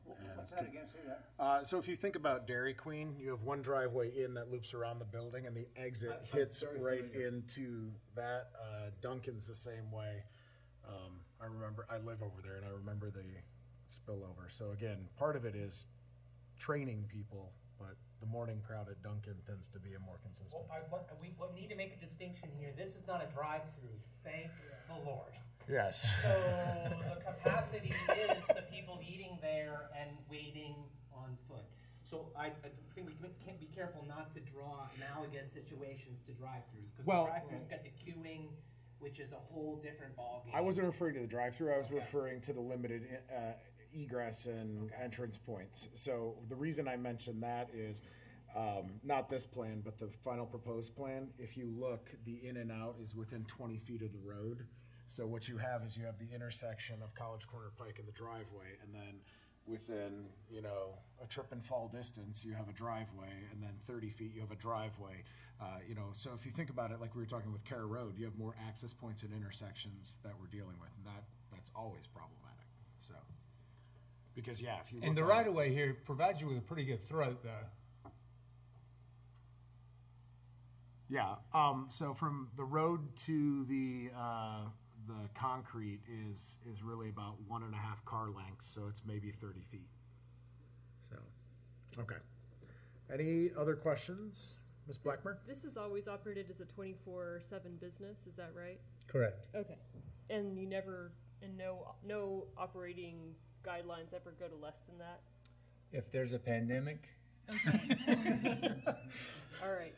And we're not allowed to essentially stay open, we have operated at less than 24 hours. But no, at this point in time, no restaurant, and prior to 2020, no restaurant in our system has been operated as a less than 24-hour restaurant, except for the one at Truist Field in Atlanta at the ballpark. Okay. And what is your opinion or willingness to look into additional screening, the condition or recommendation 7 that staff has put on the table. Specifically looking at, potential back fencing or some kind of physical barrier on that back side of the property. I don't like the style of the fencing, primarily because it is gonna go into an easement. And if there's something that needs to be torn up, then that's gonna be an expensive fix. It's pretty, don't get me wrong. But if there is an issue back there that, it's gonna have to be addressed. But I don't have any issue with some sort of fencing and the screening as we see it. I happen to think that there's pretty good screening to the south, to the cemetery, but I'm more than willing to I think that part add of some it's more. potentially an access control issue. I think there will be a temptation to cut across the cemetery. Yeah. Because of the way that the pike dips down, you can just cut off that whole angle if you're on foot from the mile square. So I think in, the cemetery might find that you're getting a lot of pass through there if you're not doing some kind of access control on that side. And I think that's probably why they put what they put on their property, because if you notice, it does go along that property line pretty well. And so, like I said, ours is gonna be on our property, which is gonna be considerable distance from where those are. Once again, we've got an easement, a sewer easement that we've got to deal with, and unfortunately, the trees have roots, and we don't want to run into problems there. So we're going to try to put those. Probably any screening we would do would probably go up closer to the building, and so you kind of have that. They're going to kind of be offset a little bit, but we can certainly look at that. And so your opinion of like a fence or something to that effect is you don't like the designs as presented. Would you be open to a different type of fence? Sure. Okay. All right. Any other questions? So that would be the fence in conjunction with planting. Correct. Okay, so as was shown in the slides. Correct. Okay, so that's what you're in agreement to with Ms. Blackmore is talking about. You're signing on to that, as it were. I'd like to see more specifics as to where it's required. Yes, that was a leading question. Please forgive me. That's okay. No. Council member? All right. Any other questions? All right, thank you, sir. Certainly. All Thank right. you. At this time, we will entertain public comments on this agenda item. So if you would like to speak on this agenda item, we would appreciate if you would come up, share your name and address, and again, we'll do our best not to engage in conversation. Okay, so my name is Kate Curry. I live at 420 West Vine Street. I appreciated the opportunity to submit in writing some of my concerns about this development in this site, and I know you all have it in your packet, and so I won't rehash those concerns here, because I'm sure you read them thoroughly. Could you speak just a little closer to the Sure. mic? Sorry, Steve. So I just had one additional concern I wanted to bring up that we failed to mention in the letter that I submitted. So for those of us who've lived in Oxford for a while, for the last at least 25 years, to my knowledge, and I think a little while before that, there's been a citywide effort to try to encourage families to move back into the Mile Square. When I was on council, we had multiple commissions working, private foundations working on this effort. Because, back in the 70s, there was a big shift, and a lot of the Mile Square housing turned into student rentals with, subsequent issues. So one of the only places that we've really found success in that effort is in this little northwest corner of the Mile Square. And in the last 15 years, we have been delighted to, piece by piece, house by house, slowly get almost this entire corner back into single-family housing. And it has been such a joy to live in this neighborhood. And the quality of life, day to day, the shift has been tremendous. From going to having no idea who's going to live across the street from you every 9 months, to knowing the children that grow up there, seeing them go to school, every day has just been a dream. So my big concern with this particular business on this particular site is it's a very small site. It's awkward, and all these machinations are being discussed here to try to fit this restaurant that's going to be open 24 hours a day, 7 days a week, into this funny little spot. And when we talk about buffers from setbacks and easements, if you go and stand in the corner of that lot there where the parking is, you can see into my living room. So when there are cars swinging around in there at 3 and 4 and 5 o'clock in the morning, 7 evergreen trees are not going to buffer that. And the house at 411 was just sold. The closing is Thursday. And we were on pins and needles, so worried that it was going to go back to a rental, and we were thrilled when it was sold to a family. I don't believe that house would ever sell to a family again, and I don't believe I could ever sell my house to a family again.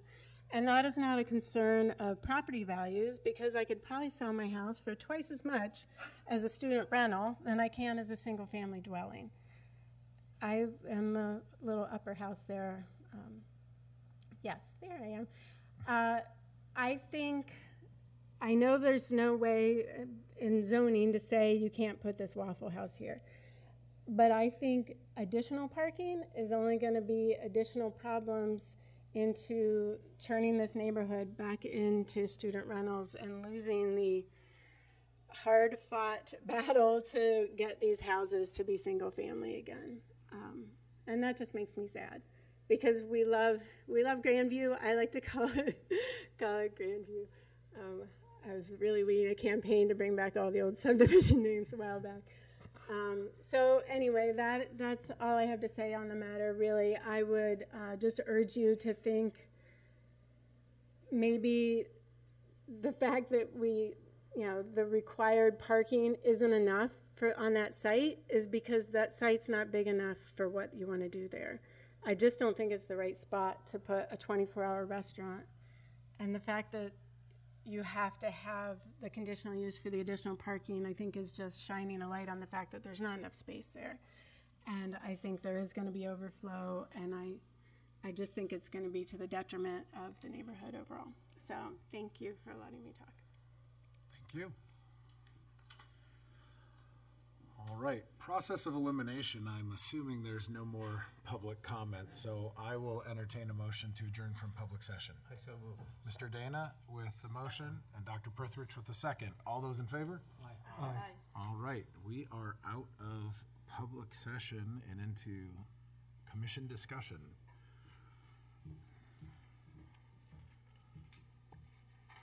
Dr. Perthrich.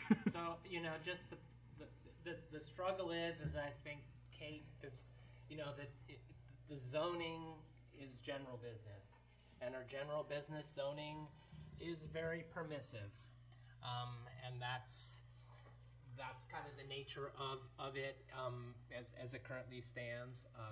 Were it not for the extra parking that they're looking for, and that this would be by right development, we wouldn't even see it and have a conditional use conversation. You're right about the signs, but if it weren't conditional use, they probably wouldn't ask for the extra sign. This would be pretty straightforward. As a person who helped author the parking code to try to limit the size of the parking lots, like we did this on purpose, but I don't think it was also meant to make it impossible for people to develop. I mean, probably if we said no, I mean, it does seem like a variance too. Like, if it was practically impossible to meet the code, you could go get a variance for this, or it seems. So anyway, it kind of constrains the conversation. I think, to me, the conversation is, can the negative impacts of the extra parking and or the stuff related to the parking and the business be mitigated? And if not, then it can't be approved. But if it can be, then it's kind of like, much as I can sympathize with what Kate's saying, I'm not sure I have a legal basis to say no to something because of these other things when it's own general business. So that's how I would frame the conversation.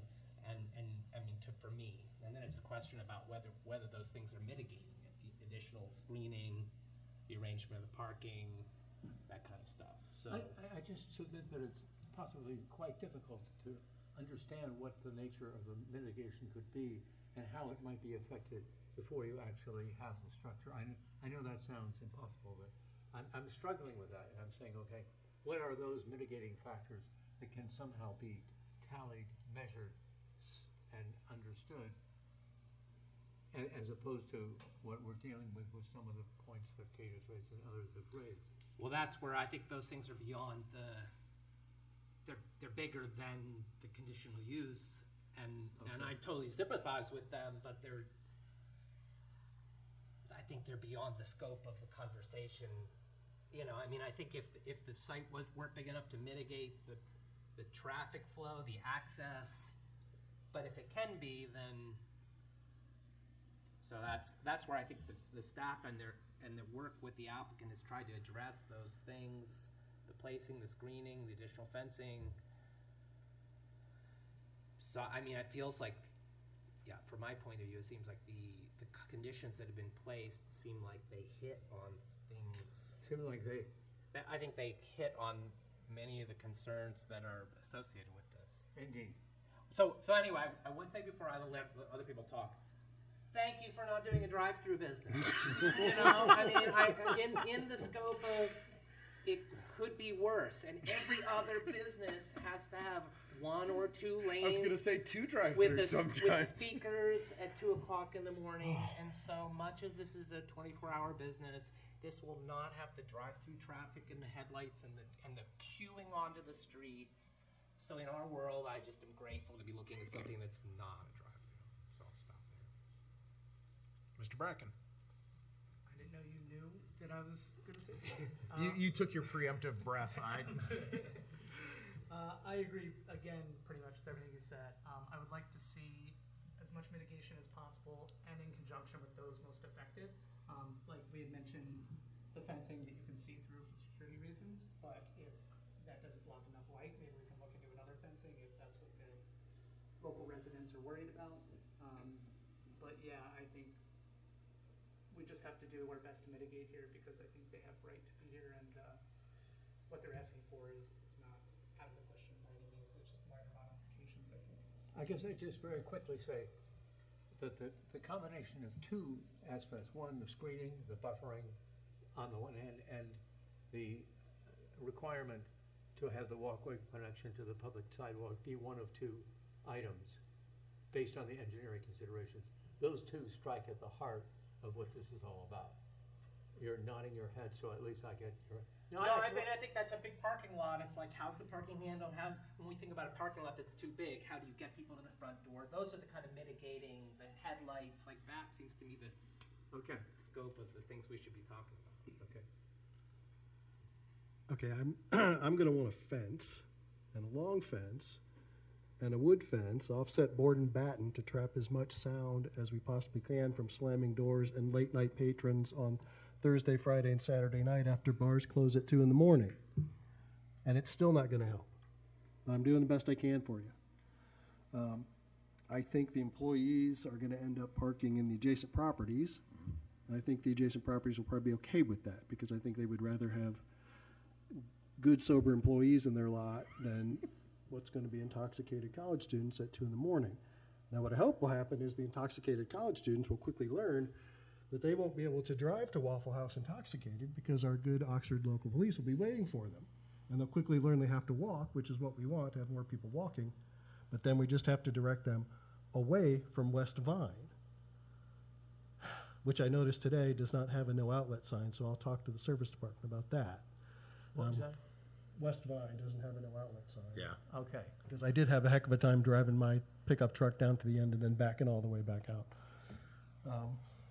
So, that being said, I think that's all I've got. I mean, I'm okay with the building facing College Corner Pike because, again, that gets the front door and a lot of patrons and patron noise coming and going on that side, you know, away from the house, from the neighborhood. I'm totally okay with the extra signage. I don't think that's here or there. We did it for the other businesses down there. So I think that's all I've got. Good. I second those suggestions, and I am surprised that our police didn't have more comment on this particular location for this business. It seems like it's a little bit of a tinderbox from a public safety standpoint.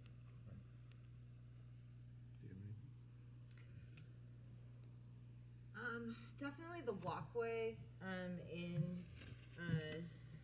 condition 4. I know that you feel like that's a liability, but as Zach said, that line is going to be walked, and there's an opportunity there for first of all, a nice addition to the pedestrian connectivity, and an opportunity for some nice landscaping. I mean, there's some really nice stuff in town, like by McDonald's, there's a great walkway. I think there's just an opportunity there that will help with drunk college students at 2 a.m. deciding that, sure, I'll walk that instead of trying to drive that. Because that's a pretty big distance. So that's my suggestion for that. Agree with all of the comments my fellow commissioners have made for screening. And then I'm just really happy to see this business. I know that, you know, I come up with this a lot. I live in a neighborhood in a city. I have lots of lights near my house. I have 8 train tracks near my house. I have bright apartment buildings near my house, and I'm in a neighborhood close to business, general business, and higher density housing, just like West Vine. And I am fine living where I live, and I love being in an urban environment, and that's why we keep our property. So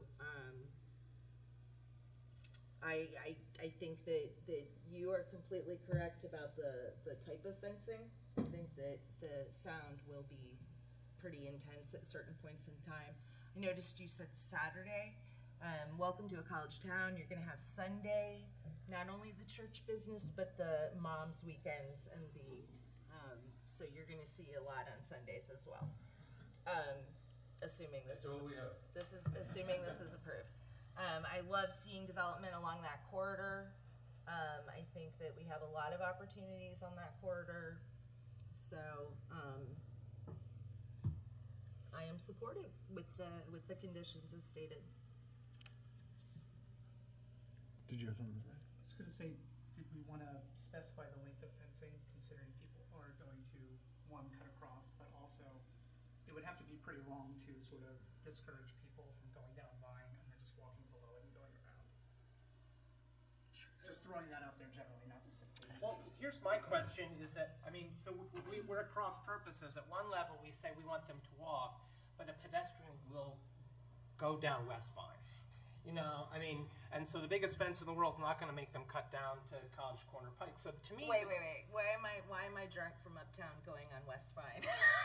Well, if you're uptown, You're gonna cut across the cemetery. Yeah. You're gonna cut across the cemetery. So to me, it's like I guess to me, I think a fence is fine. I think there will be pedestrian traffic that comes west from the Mile Square that doesn't come on College Corner Pike. Right. And so the question is, where do we want to funnel that pedestrian traffic? One is to say no to West Vine and they'll cut across the cemetery.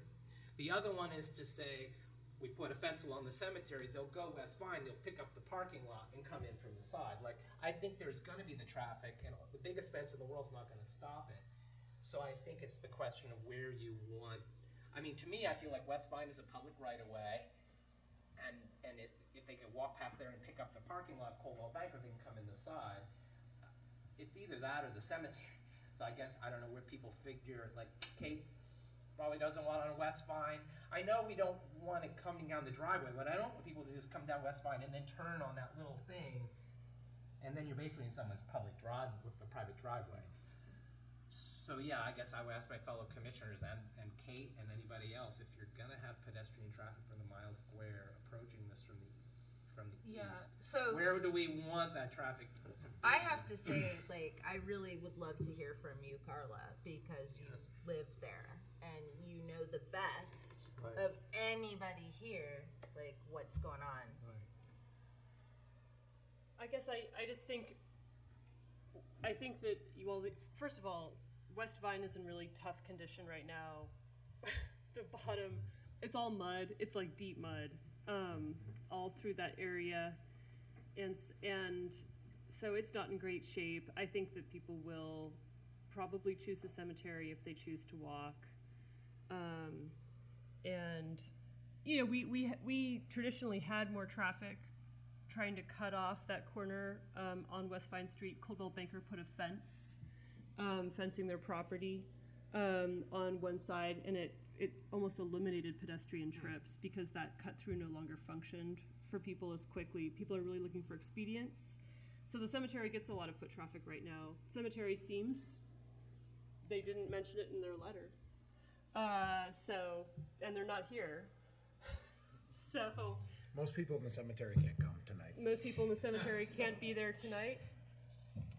And so I kind of, and, you know, that's, again, that's the rough thing of having your cemetery next to a Waffle House. Like, it's just gonna be just that gonna way. happen. Yeah, so, I would argue the Waffle House is next to the cemetery, but right, or vice versa. So, yeah, I mean, I don't have deep insight beyond that. I would like to see that it fenced on the back. I think, you know, something that's creating access management is a good idea. I think it should probably go, you know, some distance down.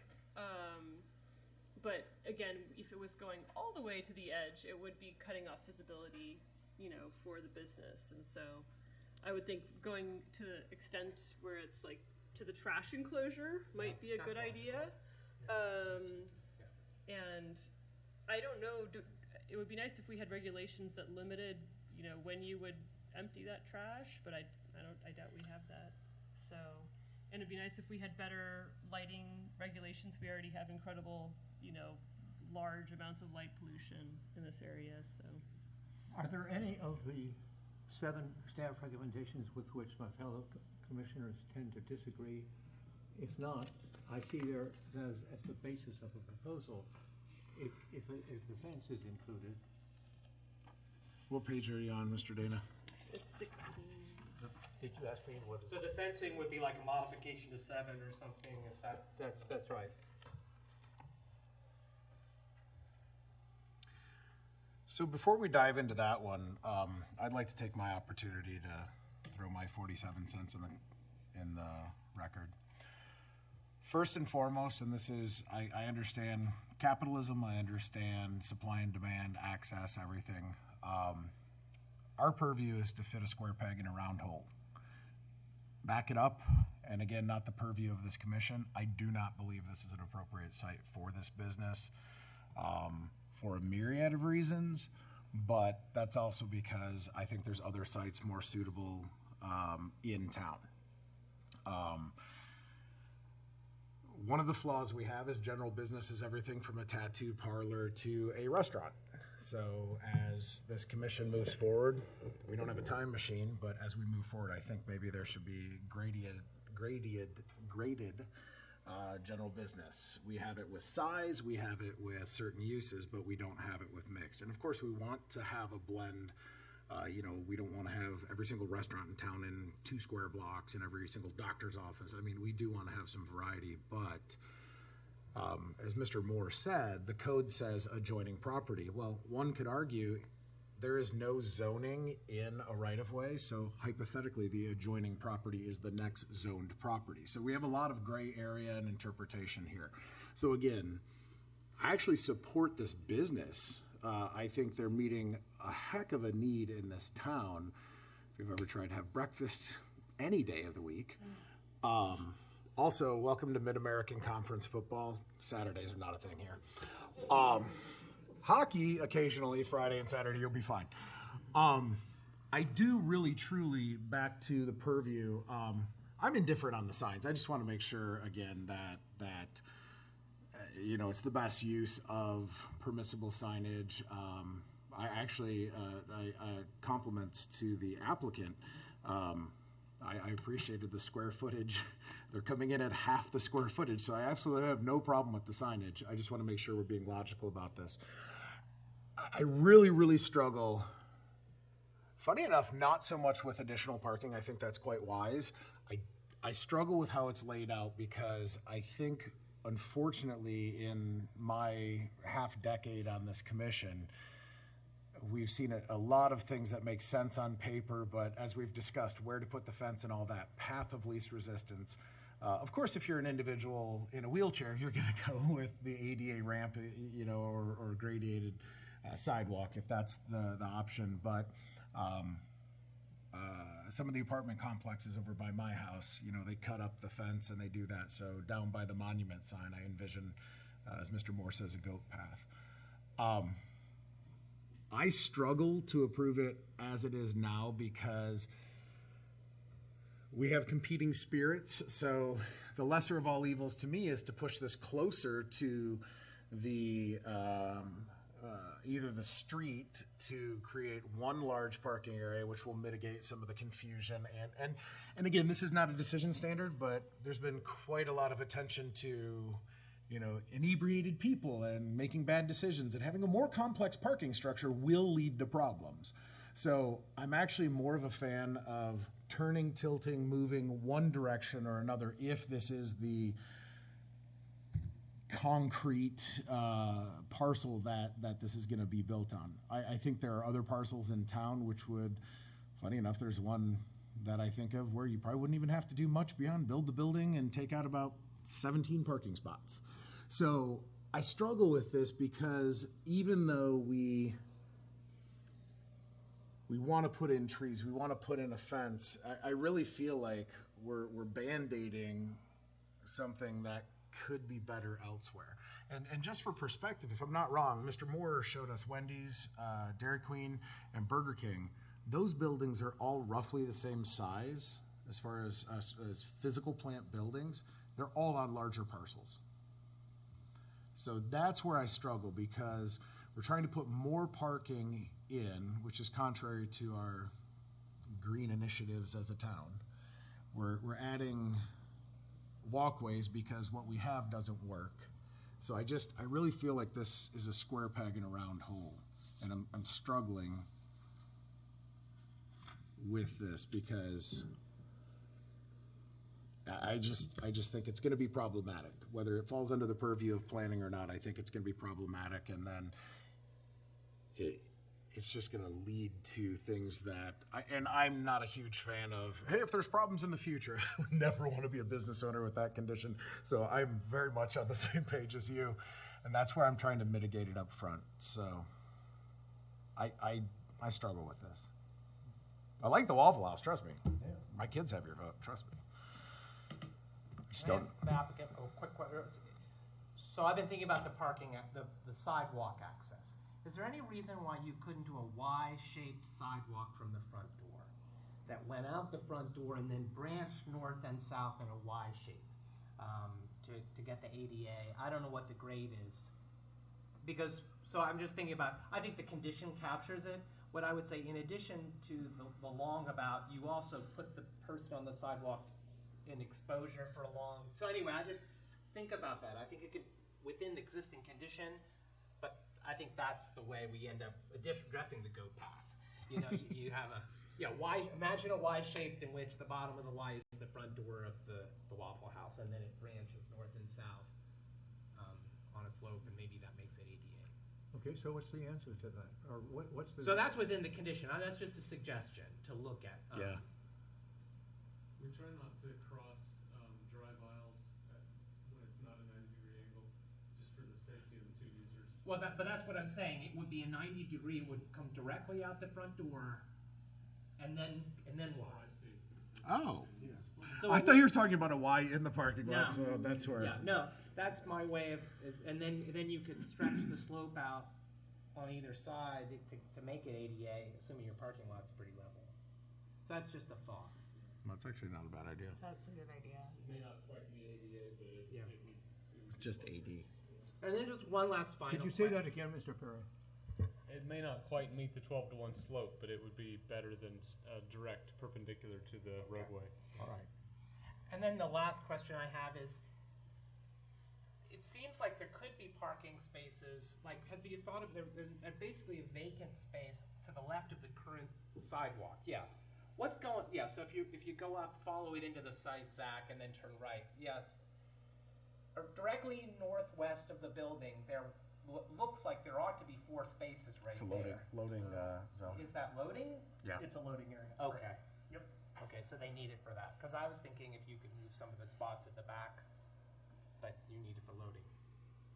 Okay.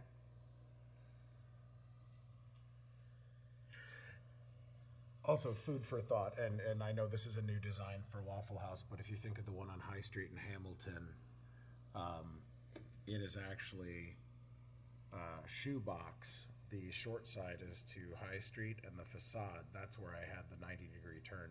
The actual entrance faces the east, even though it's a east-west street. So that's, I'm less concerned with some of that stuff if it'll mitigate things on the property. So just just a little bit of history with that, so with all this, because I was part of the code that developed. They're just competing demands here. We want to bring our buildings up front to the street so that they can engage the street with a direct pedestrian connection. The business needs the parking out front.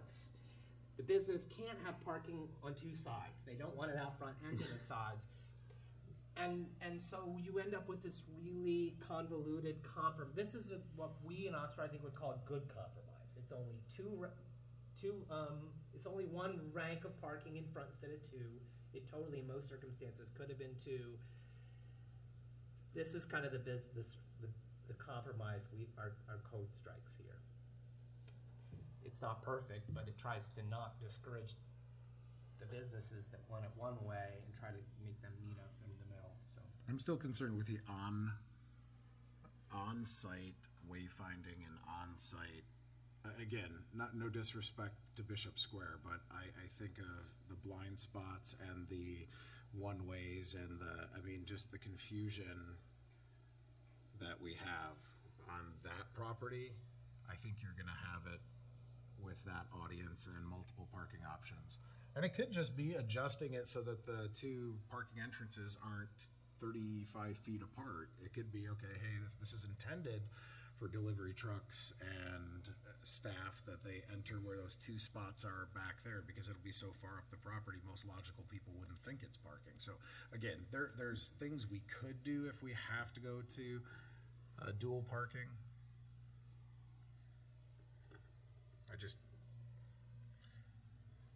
This is one of those just shy of mark my words kind of things.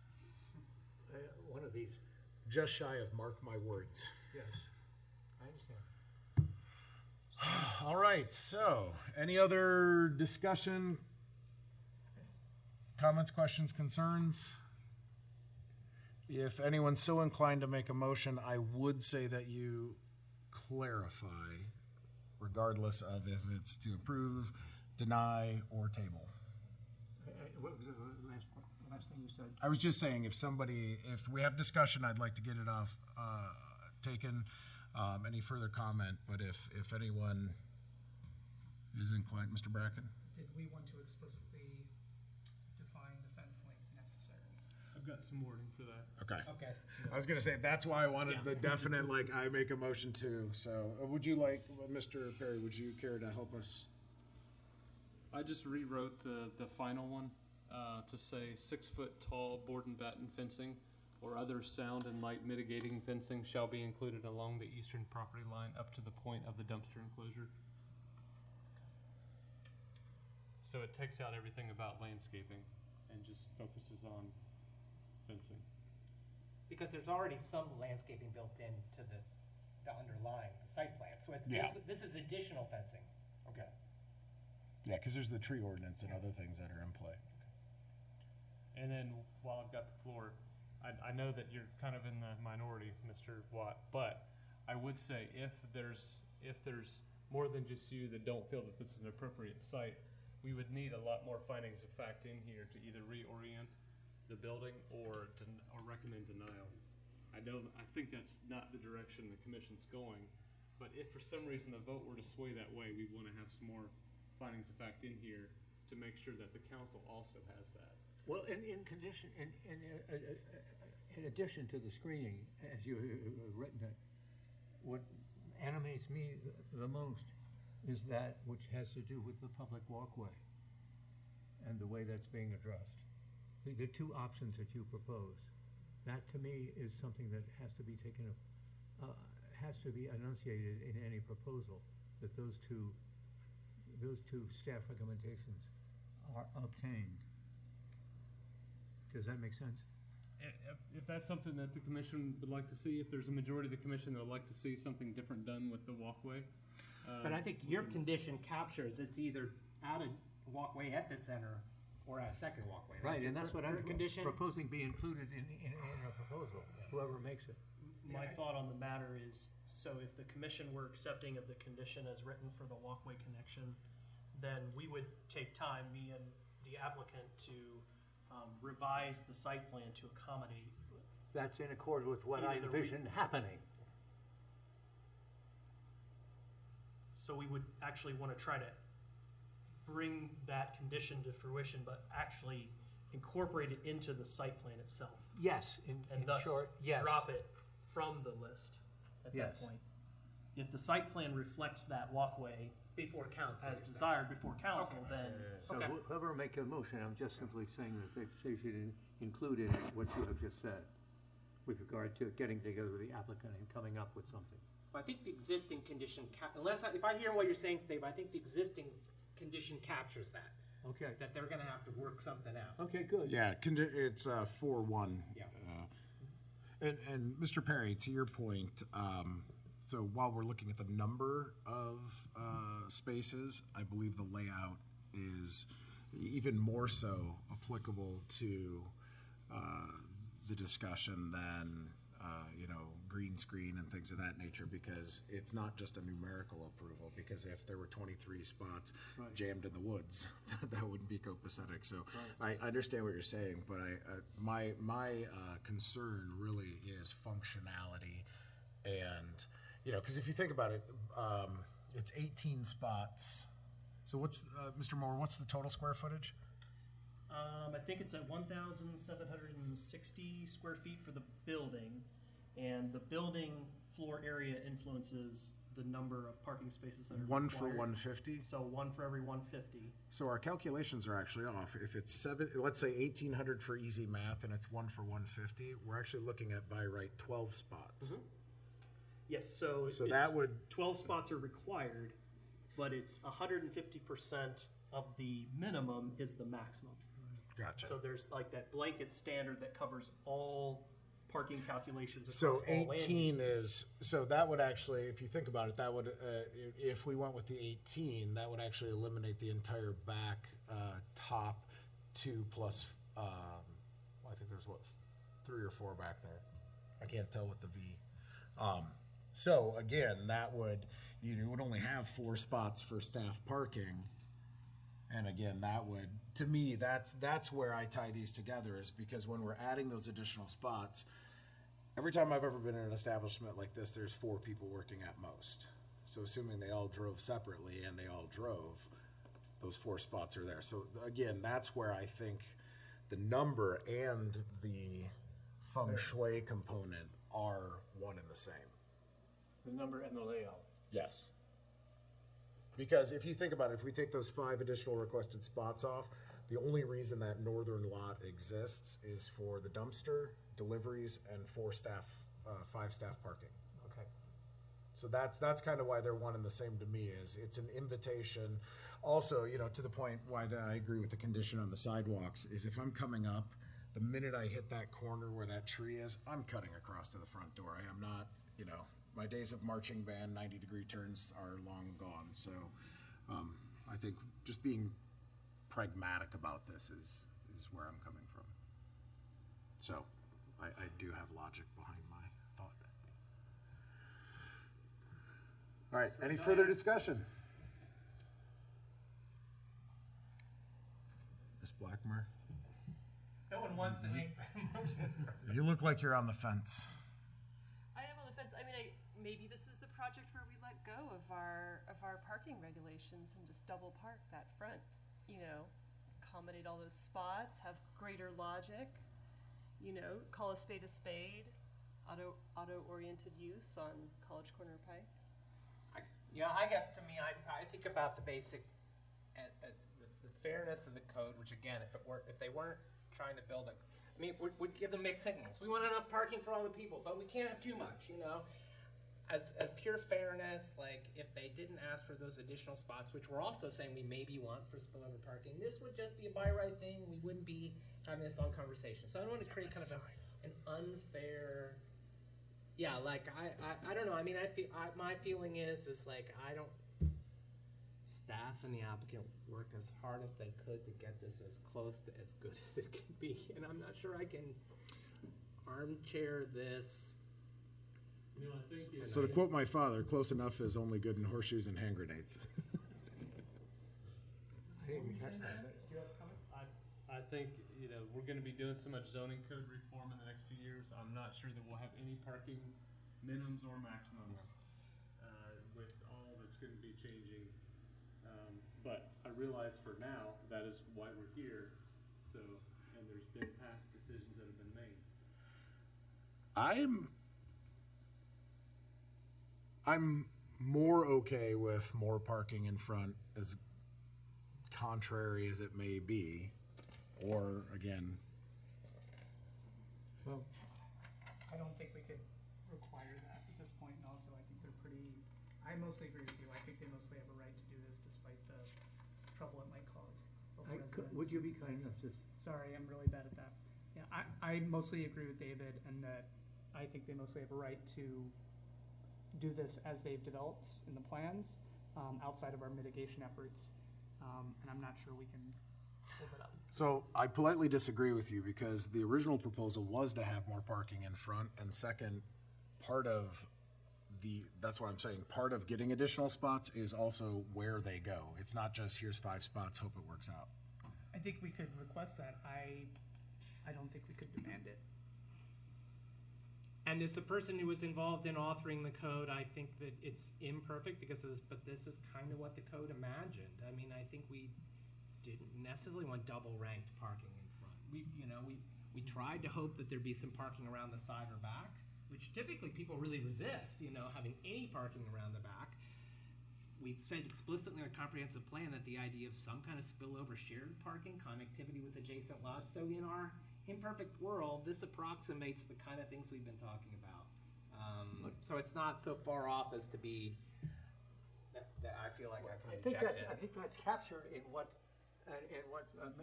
Mr. Moore says with respect to the proposed layout strikes a reasonable balance against competing interests in the zoning code. And that's what goes through my mind when I hear you speak. Does that make sense? Yeah.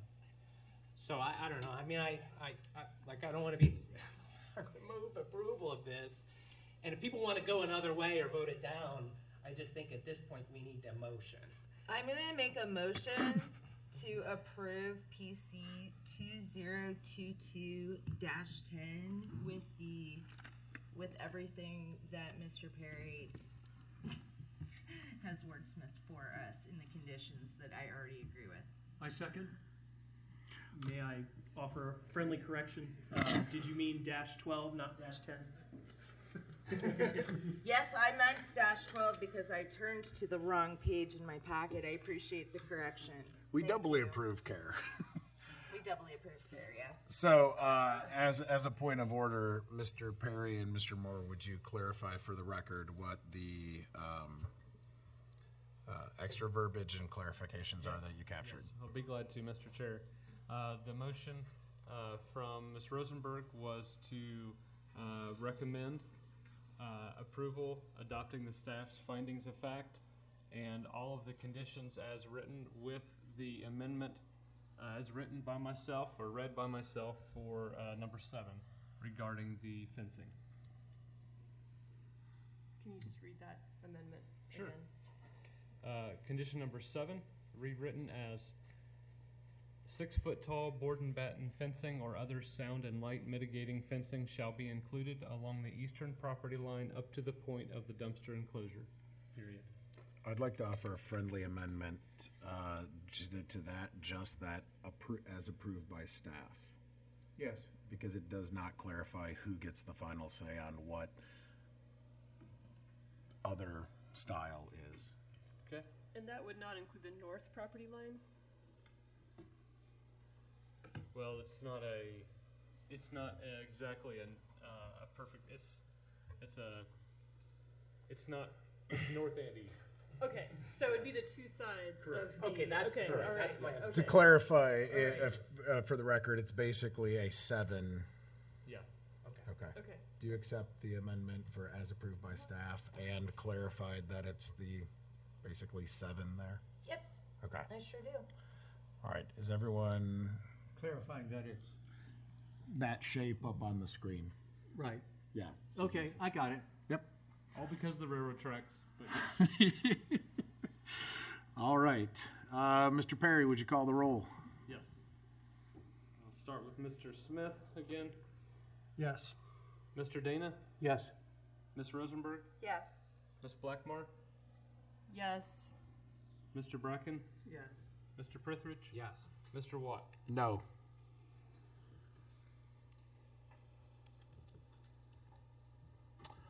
All right, the motion passes 6-1. At this point, the only thing left on our agenda is adjournment. So who wants the lucky? I will adjourn. Mr. Dana, motion to adjourn. Do I have a second? Second. Dr. Prithridge with the second. All those in favor? Aye. Seeing no opposition, we are adjourned.